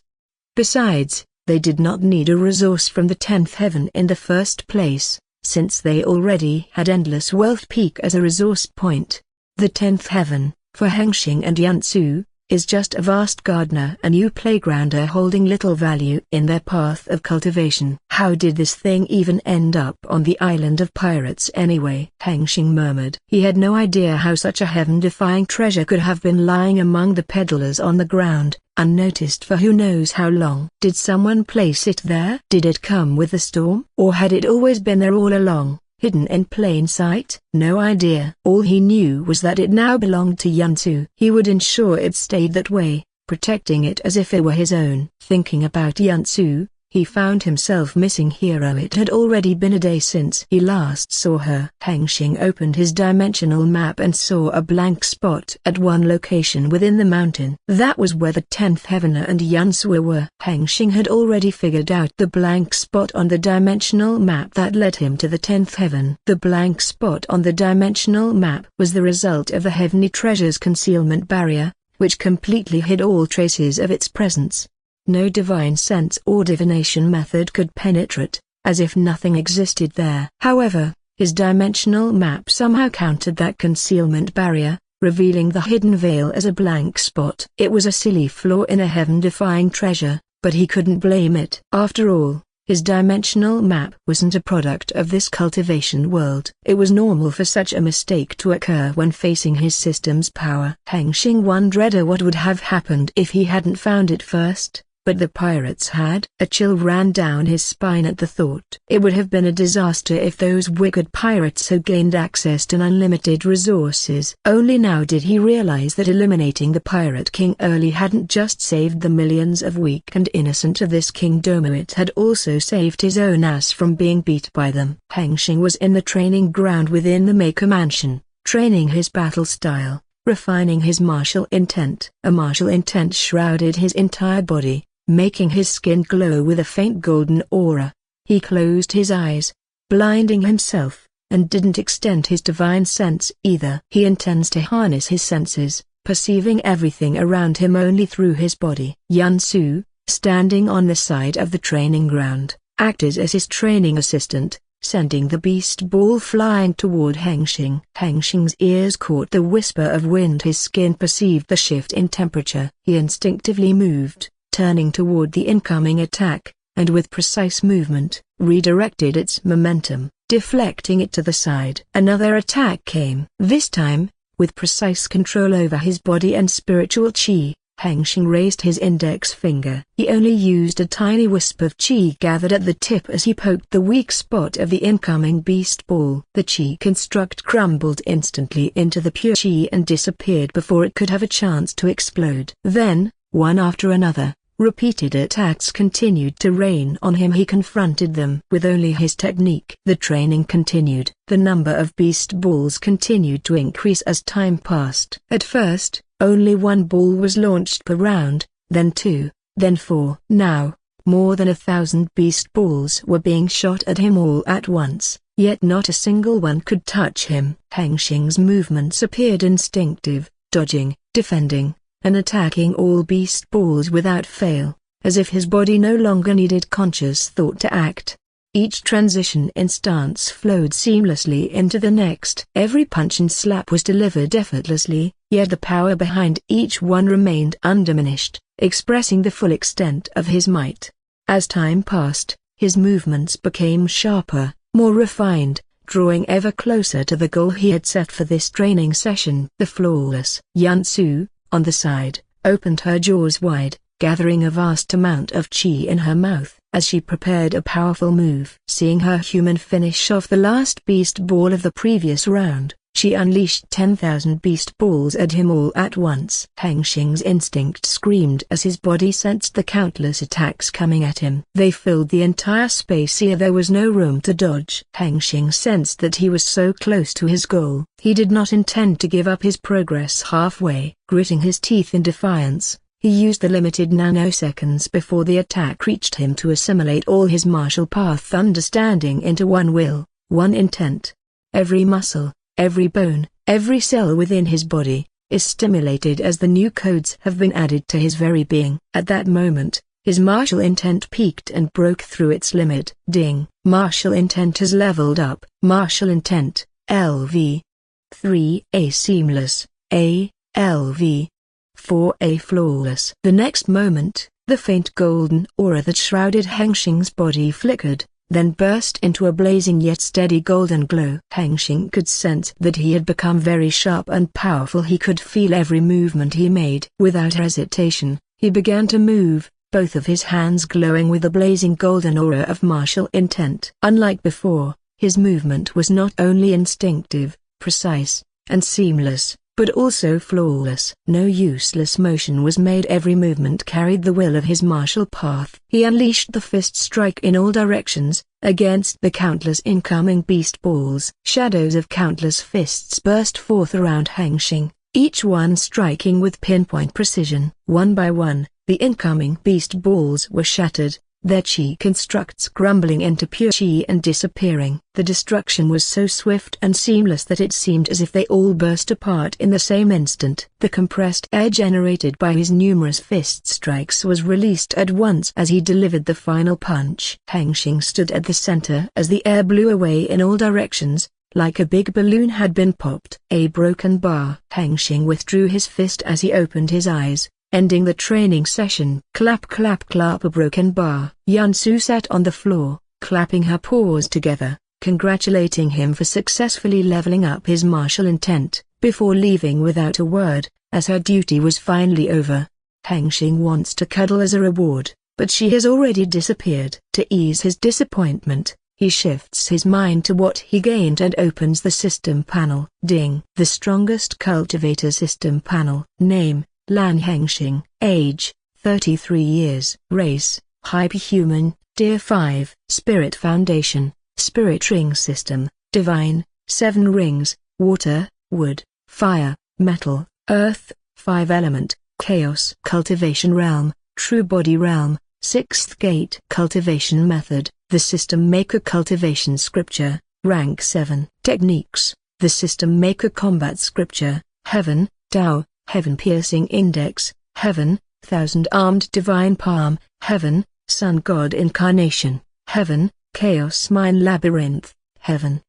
Profession Skills: Formation Mastery, Rank 7, Artifact Crafting, Rank 7, Rune Engraving, Rank 7. Cultivation Traits: Super Divine Sense, Vast Meridian, System Circuit, True Body. Genetic Traits: the Sun Gaze, Timber Grasp. Unique Traits: the System World, Tier, attainment, title, the System Maker, Heavenly Craftsman of the Heavenly Court, rank 6, Trial Tower Conqueror, 100 F8 hours 1, 2, 3, 4. Cultivation Understanding, Tao Heart, Martial Intent, LV. 4. Flawless Tao Comprehension, A. Law Mastery, Fire, Gold, Wood, Water, Earth, Metal, Balance, A. Broken Bar. Cultivation Summary, Body, Tier 5, Mid, Chi, Tier 5, Low, Soul, Tier 4, Peak. Spiritual Power, 211, Battle Power Difference, A. 9990 times. System Function, Core Ability, Absolute Talent, Enhanced Talents, Absolute Cultivator Mode, Function, Upgrade, Absorption, Inspection, Concealment, System Storage, Heavenly Exchange. System Points, 85,760,000 SP. Auxiliary Systems, 66.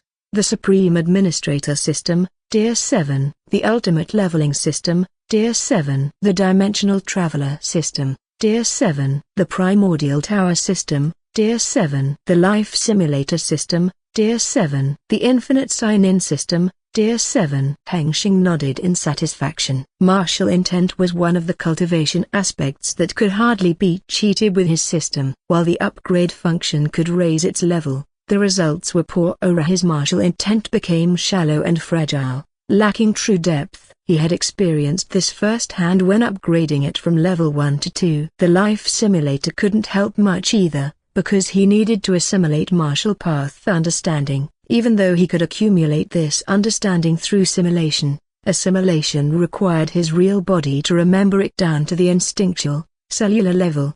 Without a visible means of cheating, it took him more than 10 years of diligent training to reach the same level of martial intent as other average true body realm cultivators on this continent. In fact, his martial intent cultivation speed is already incredibly fast. If others knew about this, they would think he was some kind of martial path genie user. Still, it did not meet his standards. Though items from daily sign-in could help sometimes, specific things that help cultivate martial intent do not appear often, so they are not very reliable in the long run. This is why martial intent always fell short behind other aspects of his cultivation. Maybe I need to go to a dangerous place often to improve it. Our broken bar. Hengsheng murmured before shaking his head, thinking the idea was stupid. The best way to accelerate the cultivation of martial intent is to encounter life and death situations with his real body, which Hengsheng hardly encounters since he is almost 10,000 times stronger than the average individual in the same cultivation realm as he is. To experience such a situation, he would need to find trouble with someone who had a higher cultivation realm than he did, not just a minor realm, but a major realm higher, which was too dangerous and unnecessary. Intentionally looking for trouble with someone stronger than you for the sake of cultivation that could only work for the protagonist in a novel. He decided to go naturally for now. For him, martial intent only made up a small part of his total strength. He didn't need to hurry to level it up. Hengsheng looked at the surroundings. The mess caused by his training had ruined the training ground, so he commanded the origin energy within the peak to return everything to its previous state. After cleaning up the mess, Hengsheng disappeared from the training ground and reappeared in the cultivation ground on the other side of the mansion. Then he sat on his beloved cultivation mat, meditating to clear his mind and prepare himself for today's work. After a while, he opened his eyes and spoke. "Blue, how is the White Shark operation going?" He asks for an update. Then Blue's voice rang out, not in his head, but right before him as she manifested herself into the cultivation world. Things went smoothly as planned, but there are some minor problems. The High Clan patriarch got awake. Seirong pursued him personally. He should be eliminated at any moment now, Blue said politely. "That's great." A broken bar. Hengsheng murmured. It had been 10 years since he wiped out the Black Shark pirate group. After years of collecting information to see the whole picture, his company finally acted to eliminate all the enemies within this kingdom at once. He didn't even need to act himself, as others from the company were strong enough. Moreover, the Xiyuan dynasty also sent cultivator armies to join the operation, which reduced his company's risk of casualties. Speaking of the Xiyuan dynasty, they did not waste the opportunity of becoming a dynasty of this kingdom. They were working really hard to solidify their foundation and status as a true dynasty that ruled the kingdom. However, some of the young princes, who did not know how their dynasty came to be in power, grew arrogant, using their status against the endless wealth company. Fortunately, King Xiyuan was not stupid and punished them accordingly. Hengsheng thought he should visit them sometime to remind them not to be stupid. The day passed. Hengsheng was alone in the throne hall, gazing at the clock within the system display, waiting for the time to pass. 23:58 and 45 seconds. A broken bar. He did not just sit here and waste time. For no reason he was waiting for the infinite sign-in system's sign-in button to be available, and he could sign in to receive the daily reward. This infinite sign-in system was the latest system he had added to his auxiliary systems slot. It was one of the simplest systems he had ever created. The system's main function was simple. He just needed to click the sign-in button whenever it was available, and then it would reward him. It also had a secondary function, like event sign-in or location sign-in, where he needed to go to a place, but not just any place. It had to be a special or meaningful place that he had not been to before, to receive a reward.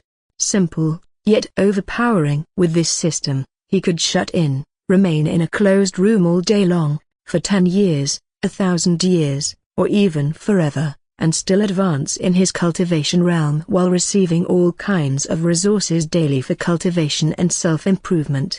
The reward was also not pitiful. The daily reward would give him a resource that he needed according to the system tier and his cultivation realm. For what the reward would be, mostly random. Sometimes it would give him something that he currently needed or would need in the near future.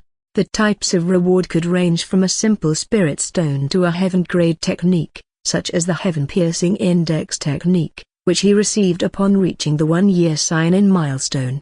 It was his new finishing move. It's easy to use, and the destructive power was even beyond Heaven's Pulse Fist. Also, the system offered unique rewards that do not exist on the continent or even in the Heavenly Tao world, such as a 10-year cultivation token, a token that could instantly grant 10 years of cultivation progress when used, and a law booster, fire, that instantly increased his comprehension of the law of fire. There were all kinds of unique rewards. He did not know how many kinds. It harder. He didn't even know how they were created. The system did it all. However, these unique rewards usually do not appear in the normal daily sign-in, but rather on the day a milestone is reached, such as a first sign-in, 100 days, 200 days, 1 year, or 10 years. This overpowering system wasn't possible for him to create before, since his cultivation realm was still too low for such a clearly cheating system. If not for the large amount of system points he received from the 3 loyal system races that were working hard to create a record within the system world, he wouldn't have been able to create this kind of system at his current level. To create the infinite sign-in system, other than the normal method of using his spiritual chi and the heaven and earth chi under heaven's assistance, he also needed to spend more than 500 million system points to directly upgrade this system to Tier 7 leveler, the high tier within the Grade 9 mortal realm. This was the biggest spend he had ever made. A normal upgrade from a Tier 6 to a Tier 7 system only costs 150 million. So 500 million was expensive. It was almost equal to half the cost needed to upgrade a system from Tier 7 to Tier 8. But it was necessary. He had to make the system reach a high enough tier because only at this level could the infinite sign-in system actually function. A broken bar. 0 o'clock. Then, the day Hengsheng had been waiting for came the 10th anniversary of the infinite sign-in system creation. When he saw that the sign-in button was now available, he pressed it immediately. Ding! Congratulations! Daily sign-in complete. Day 3650. Milestone detected. 10-year sign-in. Daily reward upgraded. Reward: True Body Gate Key, X2. Accept reward. Convert to system points. Hengsheng grinned when he saw the item he had been hoping for appear. Without hesitation, he accepted the reward. Ding! You have acquired True Body Gate Key, X2. Then, an indescribable wisp of the existence energy, The mysterious energy that resides within all records appeared before Hengsheng, shaping itself into two material objects, two crimson blood keys emitting a strange aura different from any treasures he had encountered on the continent. Hengsheng has seen this scene many times. Still, he could not help but be amazed by this existence energy that seemed to be even more omnipotent than his origin energy, and also his own system that could utilize something like this.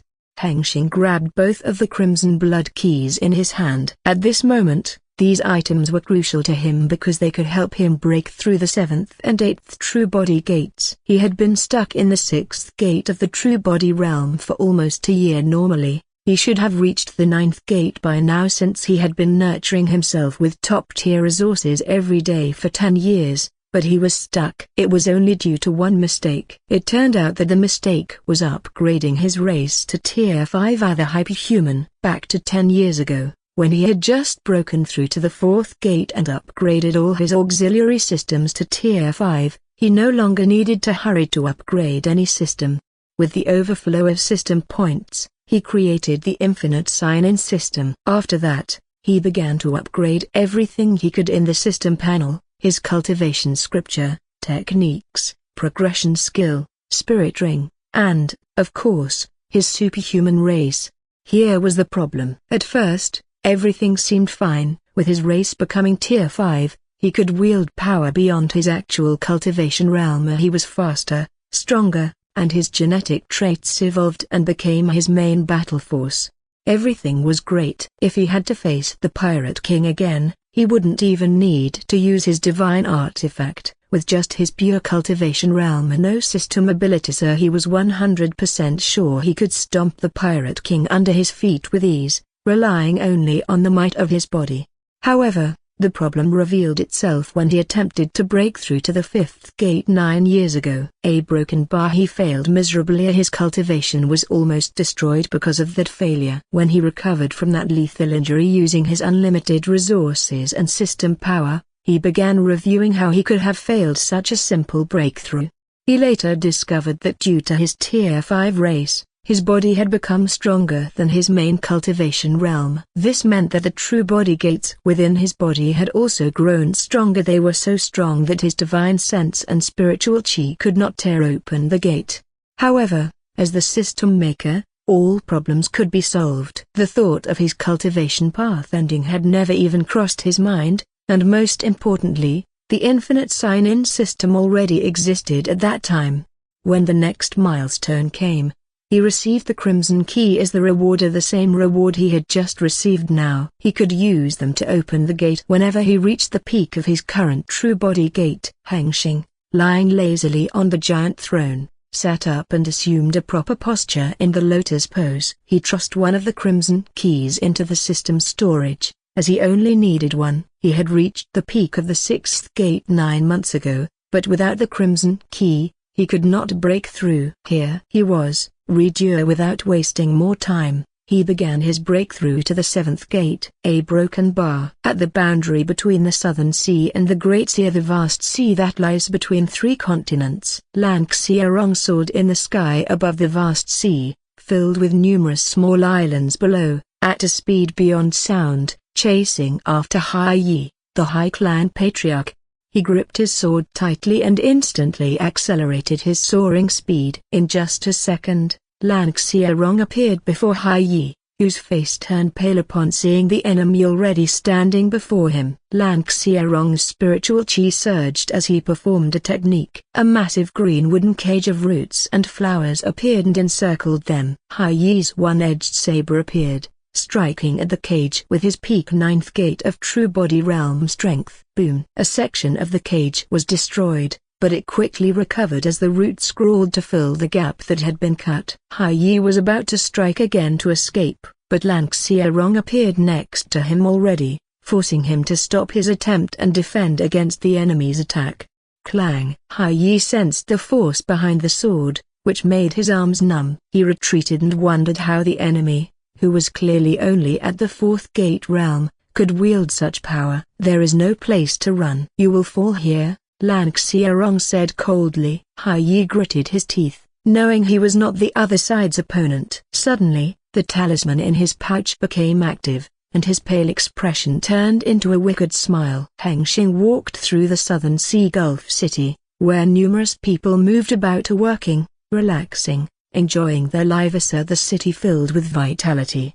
When Hengsheng first came to this place, it wasn't this prosperous. It all changed once the city lord became the king. Without Hengsheng or King Xiuan doing anything extra to make the city prosperous, people from all sides just flowed into it on their own, simply because they wanted to stay close to or find an opportunity with the new powerhouse that resided in this place.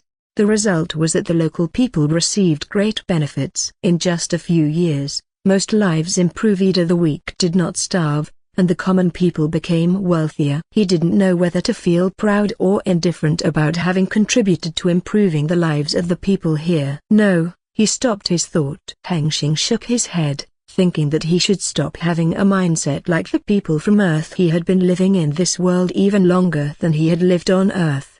His Earth-like mindset would only drag him down, making his life difficult. Stop caring about the common or the weak, Hengsheng reminded himself. In the past years, as his cultivation realm grew higher, his perception became very sharp, allowing him to see through the true intentions people tried to hide and hear their ugly secrets. He realized that the common and the weak do not always deserve help. Most are selfish and ungrateful, worse than cats. He had already witnessed many things happen in the world, both beautiful and ugly, mostly the ugly ones, and it opened his eyes, shattering his idea of keeping his original Earth people-like mindset. It would be stupid and dangerous if he had to risk his own life trying to save an undeserving other's life while fighting the enemy. So, he threw it away, not entirely, though. He decided to be more adapted to this world. Sorry in advance, to all others if you die because of the collateral damage from my battle as a broken bar. He praised to the future dead soul in his mind. Well, you're not really dead anyway. This world has the world after death. The samsara you will be reincarnated. So technically, I didn't kill anyone, right? Hengsheng thought hypocritically. Hengsheng continued walking through the city like an ordinary mortal would without anyone noticing his presence, then stopped at the front gate of the former city lord's palace, now the king's palace. He contemplated how he should approach the Xiuan king, or whether he should simply teleport in to meet him directly or formally request an audience. If I just appear there out of nowhere, King Xiuan might feel threatened and think of doing something stupid later out of fear a broken bar. But if I request an audience, he might think I'm trying to show him respect, and still end up doing something stupid later out of arrogance a broken bar. What the hell? No matter what I do, things could still go wrong. Hengsheng thought. Hengsheng realized that human culture promotes conflict, especially in this violent, strength reigns supreme world. He considered not going in at all and going back to his mansion, but dismissed the thought since he had already decided to come and remind Xiuan dynasty who the real boss was. A broken bar. In the throne hall of the Xiuan palace, King Xiuan sat on the throne indifferently, surrounded by courtiers, listening to the royal general report on the results of eliminating the rebels. While King Xiuan listened to the royal general, his thoughts drifted back to the event that had forced his clan or his newly crowned dynasty to take its first lethal action against anyone. In this case was the rebels, a coalition of noble clans from the Great Sea region within the Southern Sea Kingdom's territory. A year ago, the Endless Wealth Company had contacted them and proposed a cooperation in the operation that aimed at eliminating the noble clans who showed dissatisfaction in following the new laws of the kingdom. At first, he thought the company's suggestion was too barbaric, too extreme. Eliminating a noble clan simply because they are expressing dissatisfaction would only make the other noble clans feel uneasy and threatened. The end result would be creating distrust among the nobles toward his Xiuan dynasty, disrupting the kingdom's unity. However, the Endless Wealth Company did not come with empty words, but with overwhelming evidence that his dynasty could use to justify its actions. The evidence revealed that the rebellious noble clans had allied with thieves, pirates, and foreign outsiders to sabotage the dynasty's governance. After a moment of consideration, he agreed to the proposal, deciding to seize the opportunity offered by the company to solidify his dynasty's position as the proper ruler of the kingdom. It was time to exert the power they had accumulated since becoming the new dynasty, to show every powerhouse in the kingdom that they were not mere puppets without strength.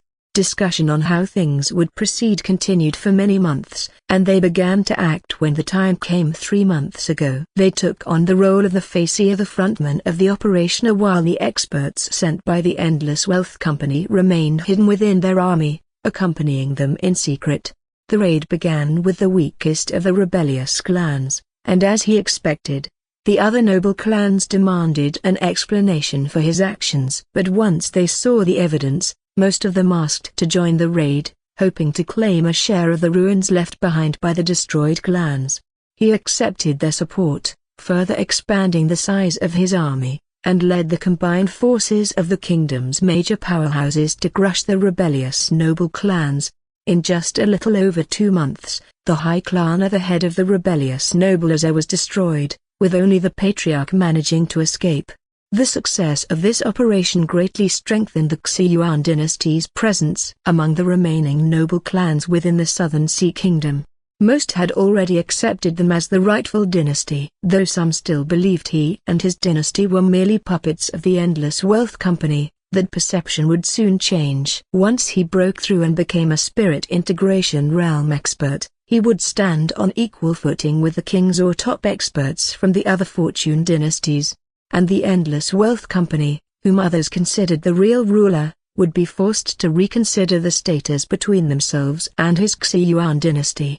Soon after, the loyal general ended his report and stepped back into line, his head bowed in respect. King Xiuan sat in silence for a moment, his fingers gently tapping the armrest of his jade throne. The flicker of torches cast long shadows across the hall, dancing over the golden emblems of his dynasty. Then, he slowly rose to his feet. "And form all brave warriors of the royal court shall host a grand banquet in honor of their triumph." With that, he turned and stepped behind the throne, disappearing into the royal chamber. The courtiers within the hall bowed one last time as their king left the hall, before they began to leave the throne hall. When the last courtier disappeared from sight, the hall fell into silence. A broken bar. As King Xiuan crossed the door, expecting to enter his royal chamber, he frowned. He hadn't arrived where he should have. Instead, he found himself in an unfamiliar place. The entire space was shrouded in mist and darkness. When he looked down, he could see his feet. When he looked up, the sky stretched endlessly above. Yet when he extended his divine sense, nothing. One thought surged into his mind. An illusion. He was certain this place could not exist in the real world. He had fallen into some kind of illusion. But how did this happen? He was certain his royal chamber was secure and no one could enter,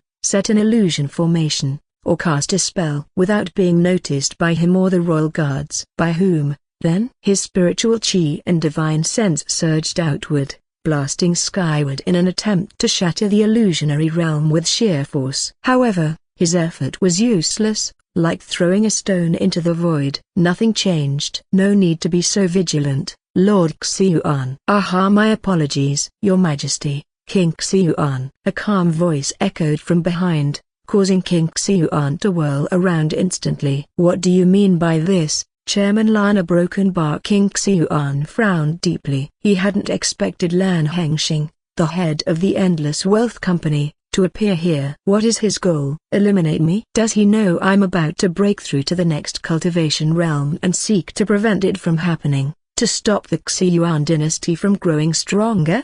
At this moment, countless thoughts surged through King Xiuan's mind. As if reading them, Lan Hengsheng spoke with a polite smile. "I didn't come with ill intentions. I simply wanted to thank you for your cooperation." "Chairman Lan, you went this far, a broken bar, to my humble place just to say thank you?" King Xiuan said. Lan Hengsheng's answer did not make him feel safer, only more suspicious. He knew he was in a dangerous position right now. He could be killed at any moment. "A personal thank you holds more weight, don't you think?" Lan Hengsheng said calmly, his eyes sharp. "And a broken bar. I hope our cooperation will continue in the future. There's still much we can achieve together." King Xiuan forced a smile, nodding slowly. Of course, cooperation with Lord Hengsheng has always brought prosperity. I hope it continues as well. Lan Hengsheng gave a slight nod, his expression unreadable. King Xuan met his gaze and took it as his cue. He knew that Lan Hengsheng hadn't come just to say thank you. This was a warning. With a polite bow, he said, "Then I shall see you next time." "Then I shall take my leave," Lan Hengsheng replied calmly. The world shifted. In the blink of an eye, King Xuan found himself standing alone in his familiar royal chamber. A broken bar. Hengsheng opened his eyes. He smirked, having succeeded in threatening the king. But before he had the chance to celebrate his victory, Blue cried, "Master!" Blue cried, breathless and urgent. "Xiarong, a broken bar. He's been defeated." "What?" Hengsheng's eyes widened as he let out a sharp cry of disbelief. "What?" Hengsheng could not believe what he had just heard. He quickly opened the Dimensional Traveler System panel. Seeing that the anchor lock he had marked on Xiarong still existed meant that he was still alive. Then he opened the dimensional map to see what happened there. What he saw was an unknown middle-aged man in dark blue robes, who flew across the vast sea at an incredible speed, faster than the true body realm should achieve, here with no air resistance, no sound barrier while moving, or any other physical law limitation that seemed to affect his movement. This man was clearly a cultivator at the spirit integration realm or higher. On his back, an unconscious Xiarong was being carried. His condition was worse. One of his arms was missing, and there was a large wound in his lower abdomen.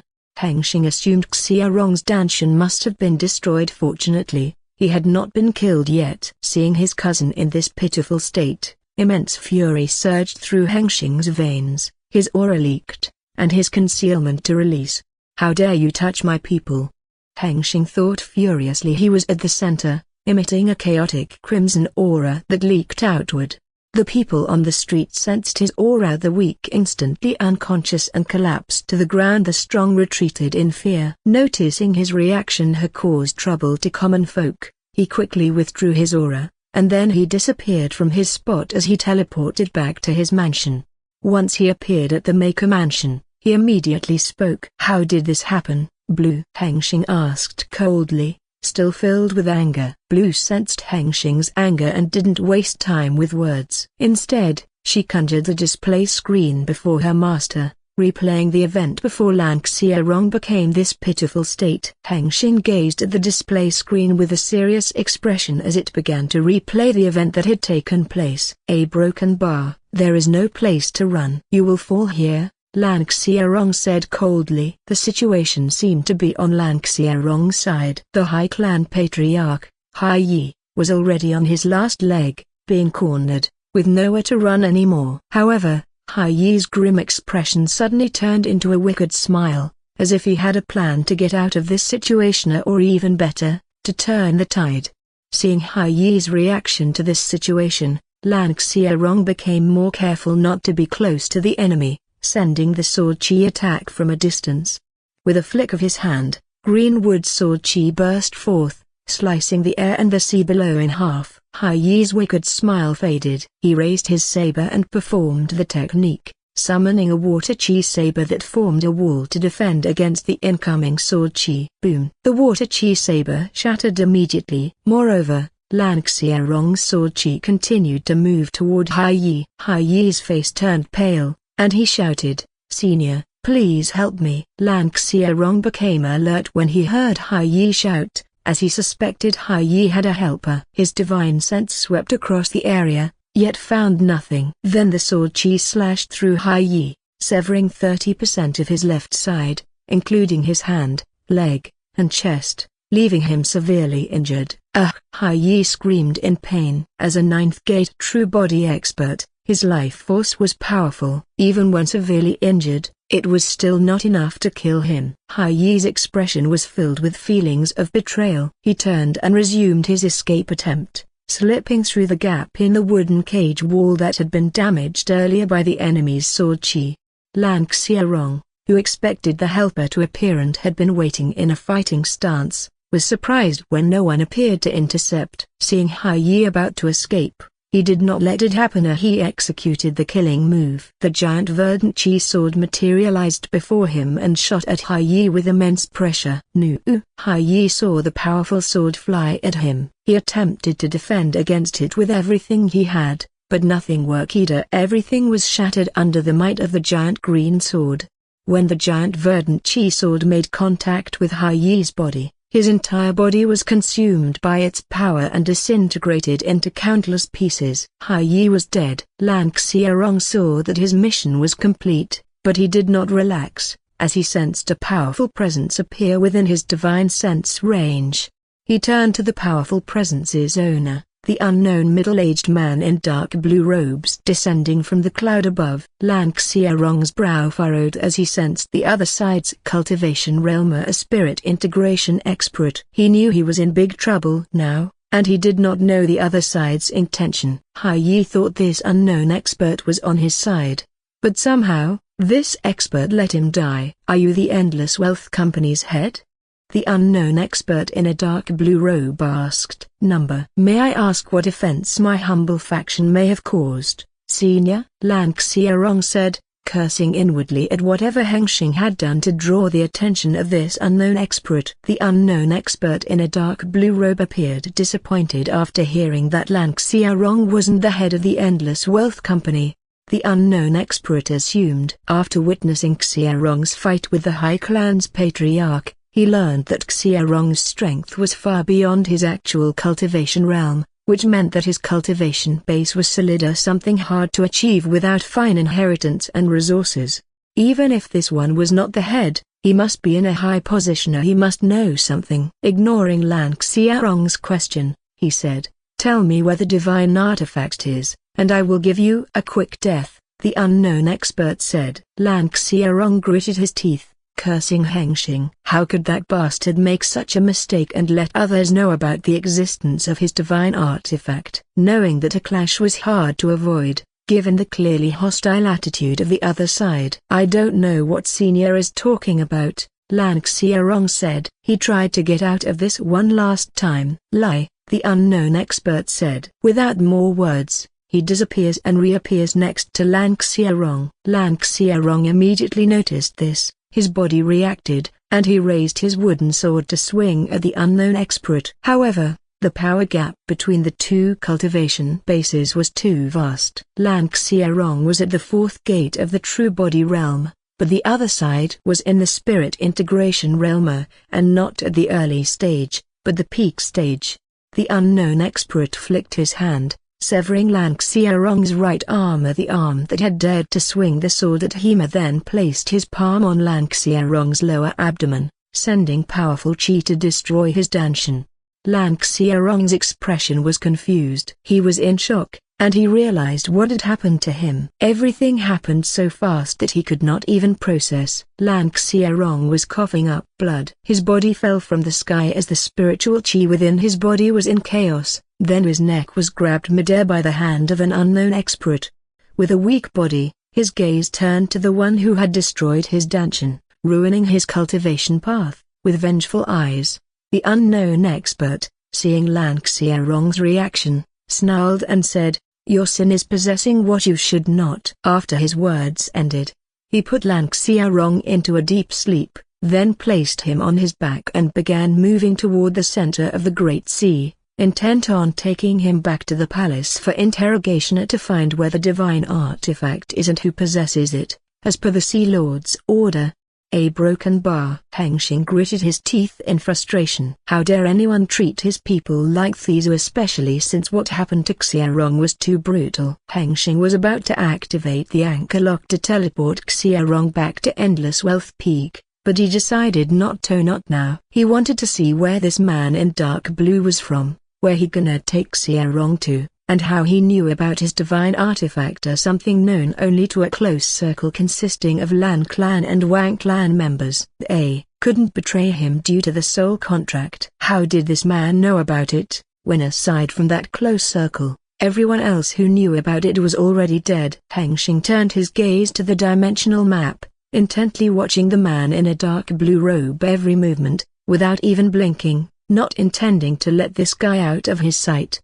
1 month had passed. Hengsheng was still watching the dimensional map's display. The man in a dark blue robe was still traveling across the sea. He had not yet reached the destination, but it was almost there. The Great Sea was vast even at the speed of a spirit integration realm expert. It took a month to reach even half its radius. As time passed, Hengsheng roughly guessed where the man in the dark blue robe was going. It was the biggest island in this seventh heaven, located at the center of the Great Sea. If this island were located on Earth, it would be large enough to be considered a huge continent, like all 7 continents combined. But in this seventh heaven, its size is only considered as 1 in 100 of a continent. The Great Azure Island. The Great Azure Island had a unique geographical structure or recursive formation. If the Great Sea was a vast lake, then the Great Azure Island held a lake with an island, which held another lake with another island, and so on,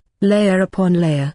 This makes the Great Azure Island an island with less land mass than its water body. This unique geographical structure also makes it abundant in water chi and water-related resources. This island also has a Dao field. Hengsheng had observed this island through the dimensional map before, as it was one of the dominant landmarks in this realm, ruled by one of the top 10 factions in the 7th heaven of the Azure Palace. One of the most powerful factions in the 7th heaven, a solitary faction that ruled this entire island. No other faction shared this place with them, not even a small or mortal faction. Also, the only neutral faction that does not fight against the Blood Fiend Palace, like other factions in the 7th heaven, making them not very welcome on the continents. But they did not seem to care about other attitudes toward them, since they did not need others, so they did not lack anything. They ruled most of the Great Sea, and the resources both above and beneath it were theirs. Their strength was not inferior to the Gyu dynasty or any dynasty on the Myriad dynasty continent. It could even be said that they were slightly stronger. Although the number of top experts, such as Grand Unity Realm cultivators, was not much higher than that of the other dynasties, the number of Spirit Integration Realm cultivators and lower was significantly greater due to their advantageous cultivation environment. Because the man in a dark blue robe flew straight into the Azure Palace's territory, which only members of this solitary faction were allowed to enter, Hengsheng assumed this man was definitely part of the Azure Palace faction. How did the Azure Palace even know about my divine artifact? Hengsheng thought. While Hengsheng was deep in his own thoughts, the scene displayed on the dimensional map continued. The man in a dark blue robe flew directly into the Great Azure Island without being stopped by the cultivators guarding the border, which confirmed what Hengsheng had assumed. This man was indeed part of the Azure Palace. He flew toward a fortress on the coast. When he landed, many cultivators came to greet him politely and let him inside. This showed that the man in the dark blue robe held considerable status here. Hengsheng watched the scene closely. If he saw Xiarong about to face a fatal threat, he would teleport him back to the Endless Wealth Peak immediately. The man in the dark blue robe handed the unconscious Xiarong to a cultivator in the fortress and ordered him to lock Xiarong up in the dungeon. Then he left. Dim. Keep an eye on Xiarong. If he is in life-threatening danger, bring him back immediately, Hengsheng ordered the AI of the Dimensional Traveler system. Yes, host, Dim replied with a robotic, emotionless voice. Hengsheng handed over the duty of looking after Xiarong to his AI assistant, then focused on following the man's movements in the dark blue robe. Under his watch, the man in the dark blue robe flew toward the center of the island, which was the location of the main base of the Azure Palace faction. A massive, azure-themed palace as big as a mountain, surrounded by a glowing blue lake overflowing with concentrated water chi. A broken bar. Kang Yuking descended from the sky before the palace gate, and the elder who guarded the gate approached him upon noticing his presence. Welcome back, Elder Yuking, the elder greeted. Greetings, Elder Yu. Has the Sea Lord finished his session? Kang Yuking asked. Elder Yu paused for a beat, recalling the command that the Sea Lord had given him, before replying to Elder Yuking. He is, but currently unavailable. He's meeting with a guest. He asked you to request an audience if you've made any progress in the mission. Elder Yu said. Then I will have to ask for an audience, Kang Yuking said. Then go to the waiting room for the audience, Elder Yu said, and asked the disciple behind him to escort Kang Yuking to the waiting room. Kang Yuking followed the disciple to the waiting room and stayed there for a couple of hours before the Sea Lord's servant came to bring him to the Sea Lord in the throne hall. As he walked through the corridor, closely following the servant to the throne hall, he passed by an unfamiliar face, a man who didn't seem to belong to the Azure Palace, whom he assumed to be the Sea Lord's guest. This man had long silver hair, yellow pupils, and wore white and gold robes. His expression seemed grim and serious, as if he were deep in thought. That appearance, a broken bar. Have I seen him before? Kang Yuking thought, a faint trace of recognition lingering at the corner of his mind. It took a moment before Kang Yuking recognized who he had just passed by. He immediately turned back to look at the man with narrow eyes. The man continued walking, even though he seemed to notice Kang Yuking's gaze. Kang Yuking felt shocked as he confirmed with his own eyes that this man was indeed the infamous Jua Shuang. How did this man appear here? Kang Yuking thought as he looked at Jua Shuang's back with awe and envy. Jua Shuang had gained considerable fame not long ago. No one at the level of a top powerhouse didn't know him, because he was the one who won the immortal inheritance that appeared 20 years ago. Even though he carries the immortal inheritance, the top powerhouse factions do not attack him for it. Everyone at that level knows it would be pointless.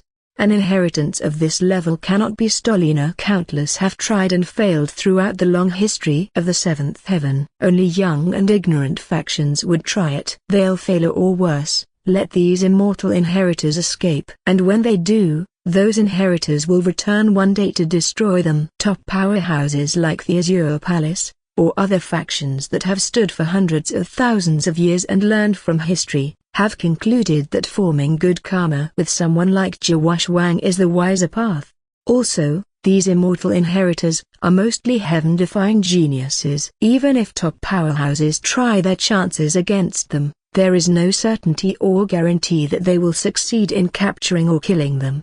Especially, Jua Shuang. He already proved his strength by defeating a Blood Fiend Palace Elder at the Grand Unity Realm, even though he's only at the early stage of the Spirit Integration Realm.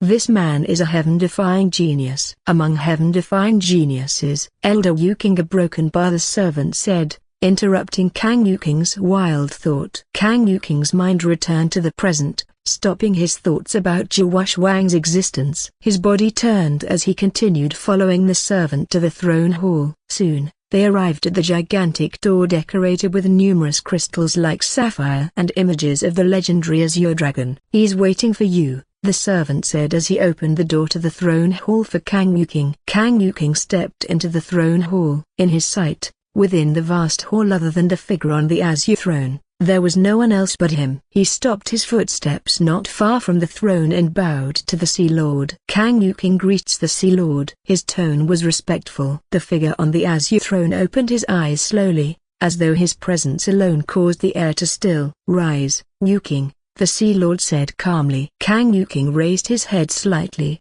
his eyes landing on the figure on the Azure throne near the Sea Lord, Kang Hailong, the supreme authority of the Azure Palace. The Sea Lord appeared as a middle-aged, wise man with long black hair, a clean-shaven face, and wearing golden and azure dragon robes. If someone had met the Black Shark's Southern Sea Pirate King before, they would be surprised at how similar their appearances are. Speak. Assume your visit is not without progress, the Sea Lord said. Kang Yuking straightened his posture after being permitted to rise. He clasped his hands and said respectfully, reporting to the Sea Lord. Kang Yuking began reporting his investigation about the existence of the unknown divine artifact that the Sea Lord had given him a clue about. Over the years of investigation, he was 99% certain that he had found the one who possessed the unknown divine artifact. He had not yet discovered its exact location or a way to reveal it, not without letting other factions know about it. The one he assumed to be the target was a newly rising faction of the Endless Wealth Company. Their motives were very suspicious, and their wealth seemed to be endless, just as their name suggested. However, this was not what made him think they possessed the divine artifact. What made him certain that this faction possessed the divine artifact was the discovery that they were pretending to be the Black Shark Pirate King and the Black Shark Pirate Group, which, according to the Sea Lord's own words, was supposed to have been destroyed.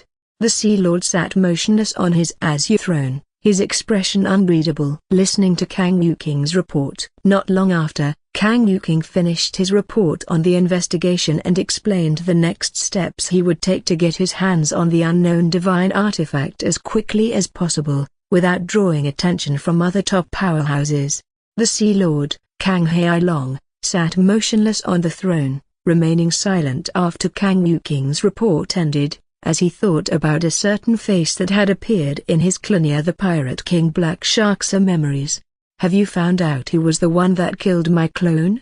the Sea Lord asked. "I am not 100% certain, but based on the evidence, he is likely the head of the Endless Wealth Company. According to witnesses who saw this man fight, his battle style matches your description. He also uses a technique that manifests the Heavenly Fist. His name is Lan Hengsheng." Kang Yuking explained his hypothesis. Not only that, Kang Yuking opened his right palm, and his chi surged from it, weaving and forming into an image of a man with long black hair, black pupils with a shade of crimson hidden within them, and wearing black and golden robes. It was the appearance of Lan Hengsheng that he had learned through his investigation. When the Sea Lord saw the image, his eyebrow rose in curiosity. The man's image matched the one from his clone's memories. "Lan Hengsheng, you have broken bar," the Sea Lord murmured as his lips curved. He had finally learned the name of this man. He had been interested in this person since he saw him in his clone's memories. Geniuses appear every generation, but those who can fight across higher cultivation realms are rare, only appearing once in 1,000 years or more. As this one, Lan Hengsheng, although he defeated his clone with the help of a divine artifact, during the fight with his clone, this person's raw strength and technique didn't seem much weaker than the clone, which was in the middle stage of the spirit integration realm. The divine artifact only made the fight end earlier, before the true result of the two's fight could be decided. If the fight had continued without the appearance of the divine artifact, the outcome would have been hard to predict. The key point is, even his clone, with a much higher cultivation realm, couldn't certainly defeat someone who is only at the fourth gate of the true body realm. That says something. It could be said that this Lan Hengsheng is a monstrous genius close to the level of Jia Shuang, whom he met earlier. The heaven-defying genius. What a waste, the Sea Lord thought. Someone like this, he would have wanted to form good karma with her, but unfortunately, this Lan Hengsheng had killed his clone, hindering his cultivation progress. Negative karma had already been formed. One day, karma would bring them together one way or another, whether as allies, neutrals, or enemies was uncertain, but the latter was more likely. He decided it was wiser to eliminate a potential enemy while they were still weak, rather than let them grow strong enough to choose whether to become his ally or enemy.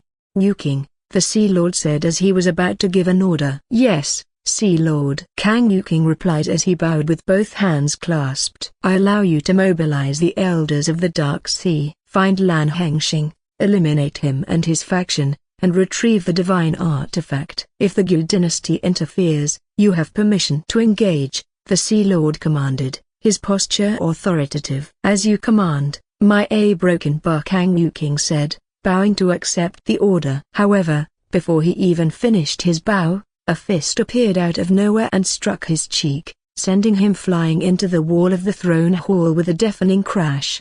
Boom! Cracks spread across the sapphire-lined surface as rubble and dust rained down. The Sea Lord's expression didn't change, perfectly maintaining the appearance of the supreme leader of a top powerhouse, but on the inside, he was shocked.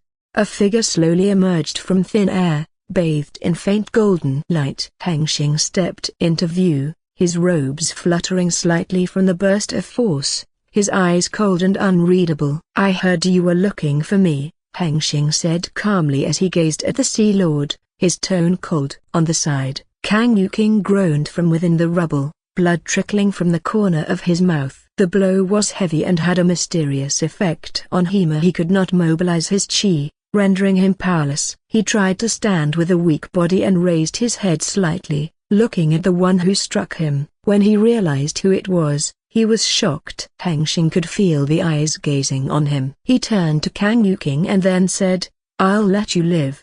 For now, someone else wants the pleasure of dealing with you personally." As Hengsheng spoke, a purple vortex appeared behind Kang Yuking, sucking him into it before disappearing. The Sea Lord sat as he watched the scene unfold, numerous thoughts running through his mind. In the tens of thousands of years that he had ruled the palace, he had never once thought something like this would take place in the throne hall.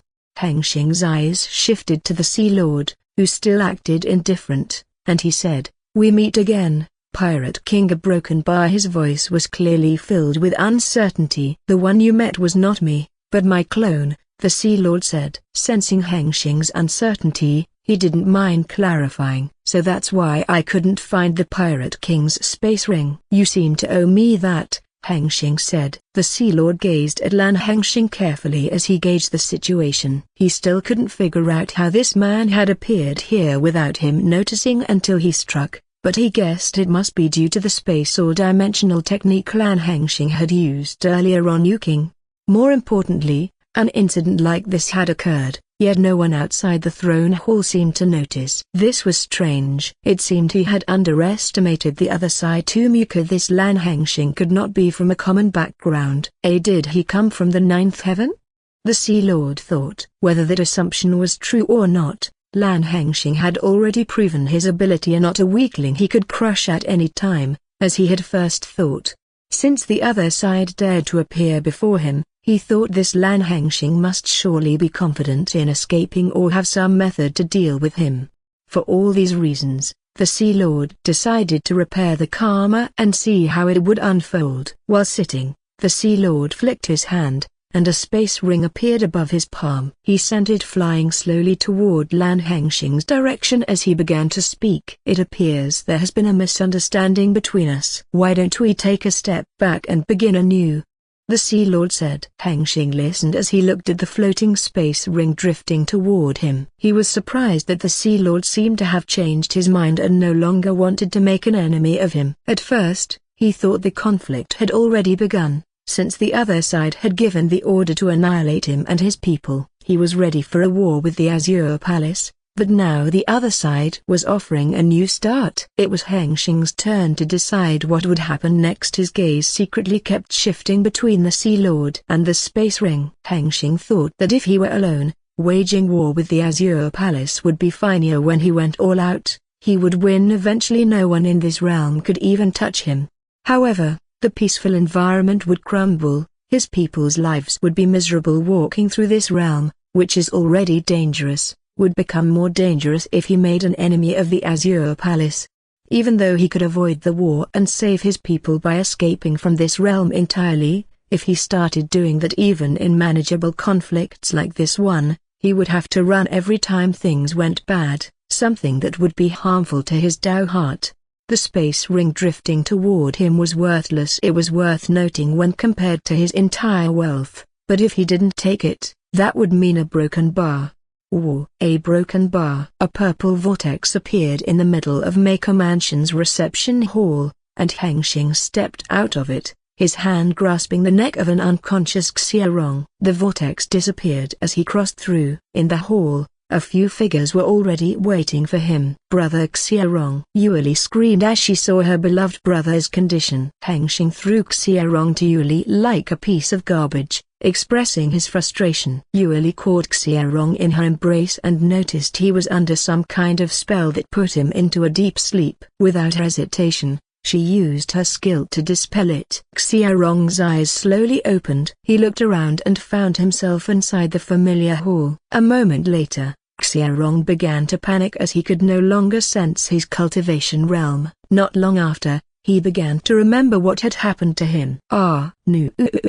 Xiaorong screamed as if he had gone insane. Sober broken bar. Xiaorong couldn't accept the truth that his dungeon and spirit core were destroyed, and he couldn't feel his cultivation realm. He fell into despair, ignoring the pitiful looks from others. In his mind, his cultivation path was already over. Even though there were ways to restore a destroyed Danshiana like a Tier 7 pill, Foundation Restoration Pill, or a Tier 8 Divine Grade Treasure, Reversed Loch User, such things were rare even in the 5-pillar realm, let alone in a backwater middle realm like the 7th Heaven. They were unlikely to be available here. The only hope he had was Hengsheng. When he thought of this, he quickly crawled toward Hengsheng's leg, grabbed, and begged. "Please, I beg you. You have to help me," Xiaorong said, his eyes teary, his nose leaking secretions. Other people at the side watched the scene unfold with various reactions. Beixing, seeing his proud and respectful brother reduced to this state, could not help but shake his head in disappointment. Wang Dalong had a similar reaction to Beixing. He felt not only disappointment but also anger, thinking that if his rival or his equal had fallen this low, then did that mean, if he were in the same situation, he was also as low as this pathetic man? On the other hand, Xuanyan, who stood at the front, pretended to be sad, but inside his mind, he was already thinking about replacing Xiaorong's status in their faction. Others who know alchemy, like Muiyang and Me, continued examining Xiaorong's body, only to find it difficult to save his cultivation realm, which continued to regress every second due to the absence of the spirit core and dungeon. They exchanged glances and shook their heads. Their alchemy skills weren't sufficient to refine a medicinal pill that could help him with this. "Please, big brother Hengsheng, please help brother Xiaorong," Yuli cried while clinging to Xiaorong's side. Hengsheng stood with a frown, thinking about the exchange between him and the Sea Lord regarding the peace terms, only to be interrupted by these two annoyingly begging for help. Then Hengsheng snapped. "Shut up!" Hengsheng yelled at them. They quickly fell silent, afraid that Hengsheng would not help Xiaorong. Hengsheng felt annoyed by their overreaction as they were already back at the Endless Wealth Peak, the safest place in this realm. More importantly, with me here, what can't be done? Hengsheng thought, feeling annoyed. Besides his annoyance toward their reaction, he was already frustrated that he had to compromise with someone who had just given an order to kill him and his people. However, after weighing the pros and cons, being an enemy of the Azure Palace would offer little benefit to him or his people, only adding pressure on them. It might benefit their growth through conflict, but he saw it as unnecessary to do it this way and with this faction. He found it more beneficial to accept peace and open the trade routes to the Great Sea and the many big and small islands within the vast sea. The range of resources, especially the water-related ones, that his company could access would increase several-fold. Even though he was internally against this decision, as his emotions were still filled with anger whenever he recalled the scene where the Sea Lord ordered his subordinate to kill him. "How dare you want to kill me?" Hengsheng thought, gritting his teeth. He swore to himself that if he became strong enough to act against everyone without consequences, he would go to the Azure Palace and slap the Sea Lord's face. He looked at the space ring in his hand before squeezing it, crushing it to dust. "Peace, my ass," Hengsheng thought. Hengsheng's frustration could not be more obvious. Others could sense it, which made them uneasy. They didn't know what had happened on the other side of the dimensional vortex besides what Hengsheng had told them about Xiaorong's situation.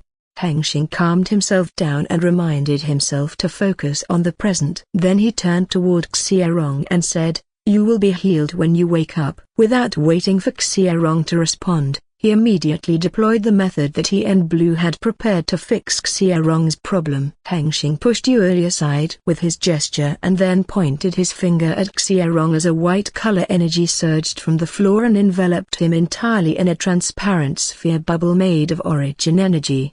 Xiaorong, inside the bubble, wasn't sure what was going on, but he felt his consciousness fading again. As Xiaorong fell asleep, the transparent sphere bubble emitted a light and gradually transformed into a glowing green, with Xiaorong's shape inside hard to observe. From the outside, if one extended their divine sense to examine Xiaorong's condition, they would find that nothing seemed to be happening or changing. His condition remained the same. However, in truth, there was a change occurring, but the change happening to Xiaorong was hardly noticeable, as it involved a higher-level law. The sphere bubble was filled with the power of the law of time. It was slowly regressing Xiaorong's body back to its condition before his Danshan and spirit core had been destroyed.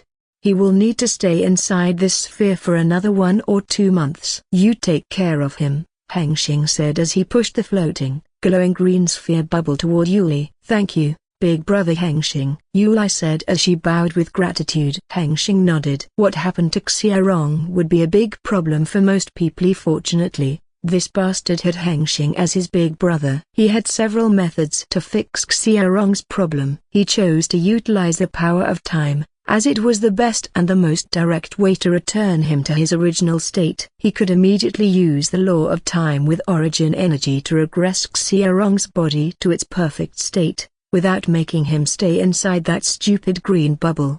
However, if he did that, Xiaorong would be touched by the power of time too much at once and would likely be affected by its unpredictable effects. A slow regression was the better option, as it would limit the side effects if they occurred. After dealing with Xiaorong's problem, Hengsheng turned toward the others who were already waiting for him in the Maker Mansion's reception hall.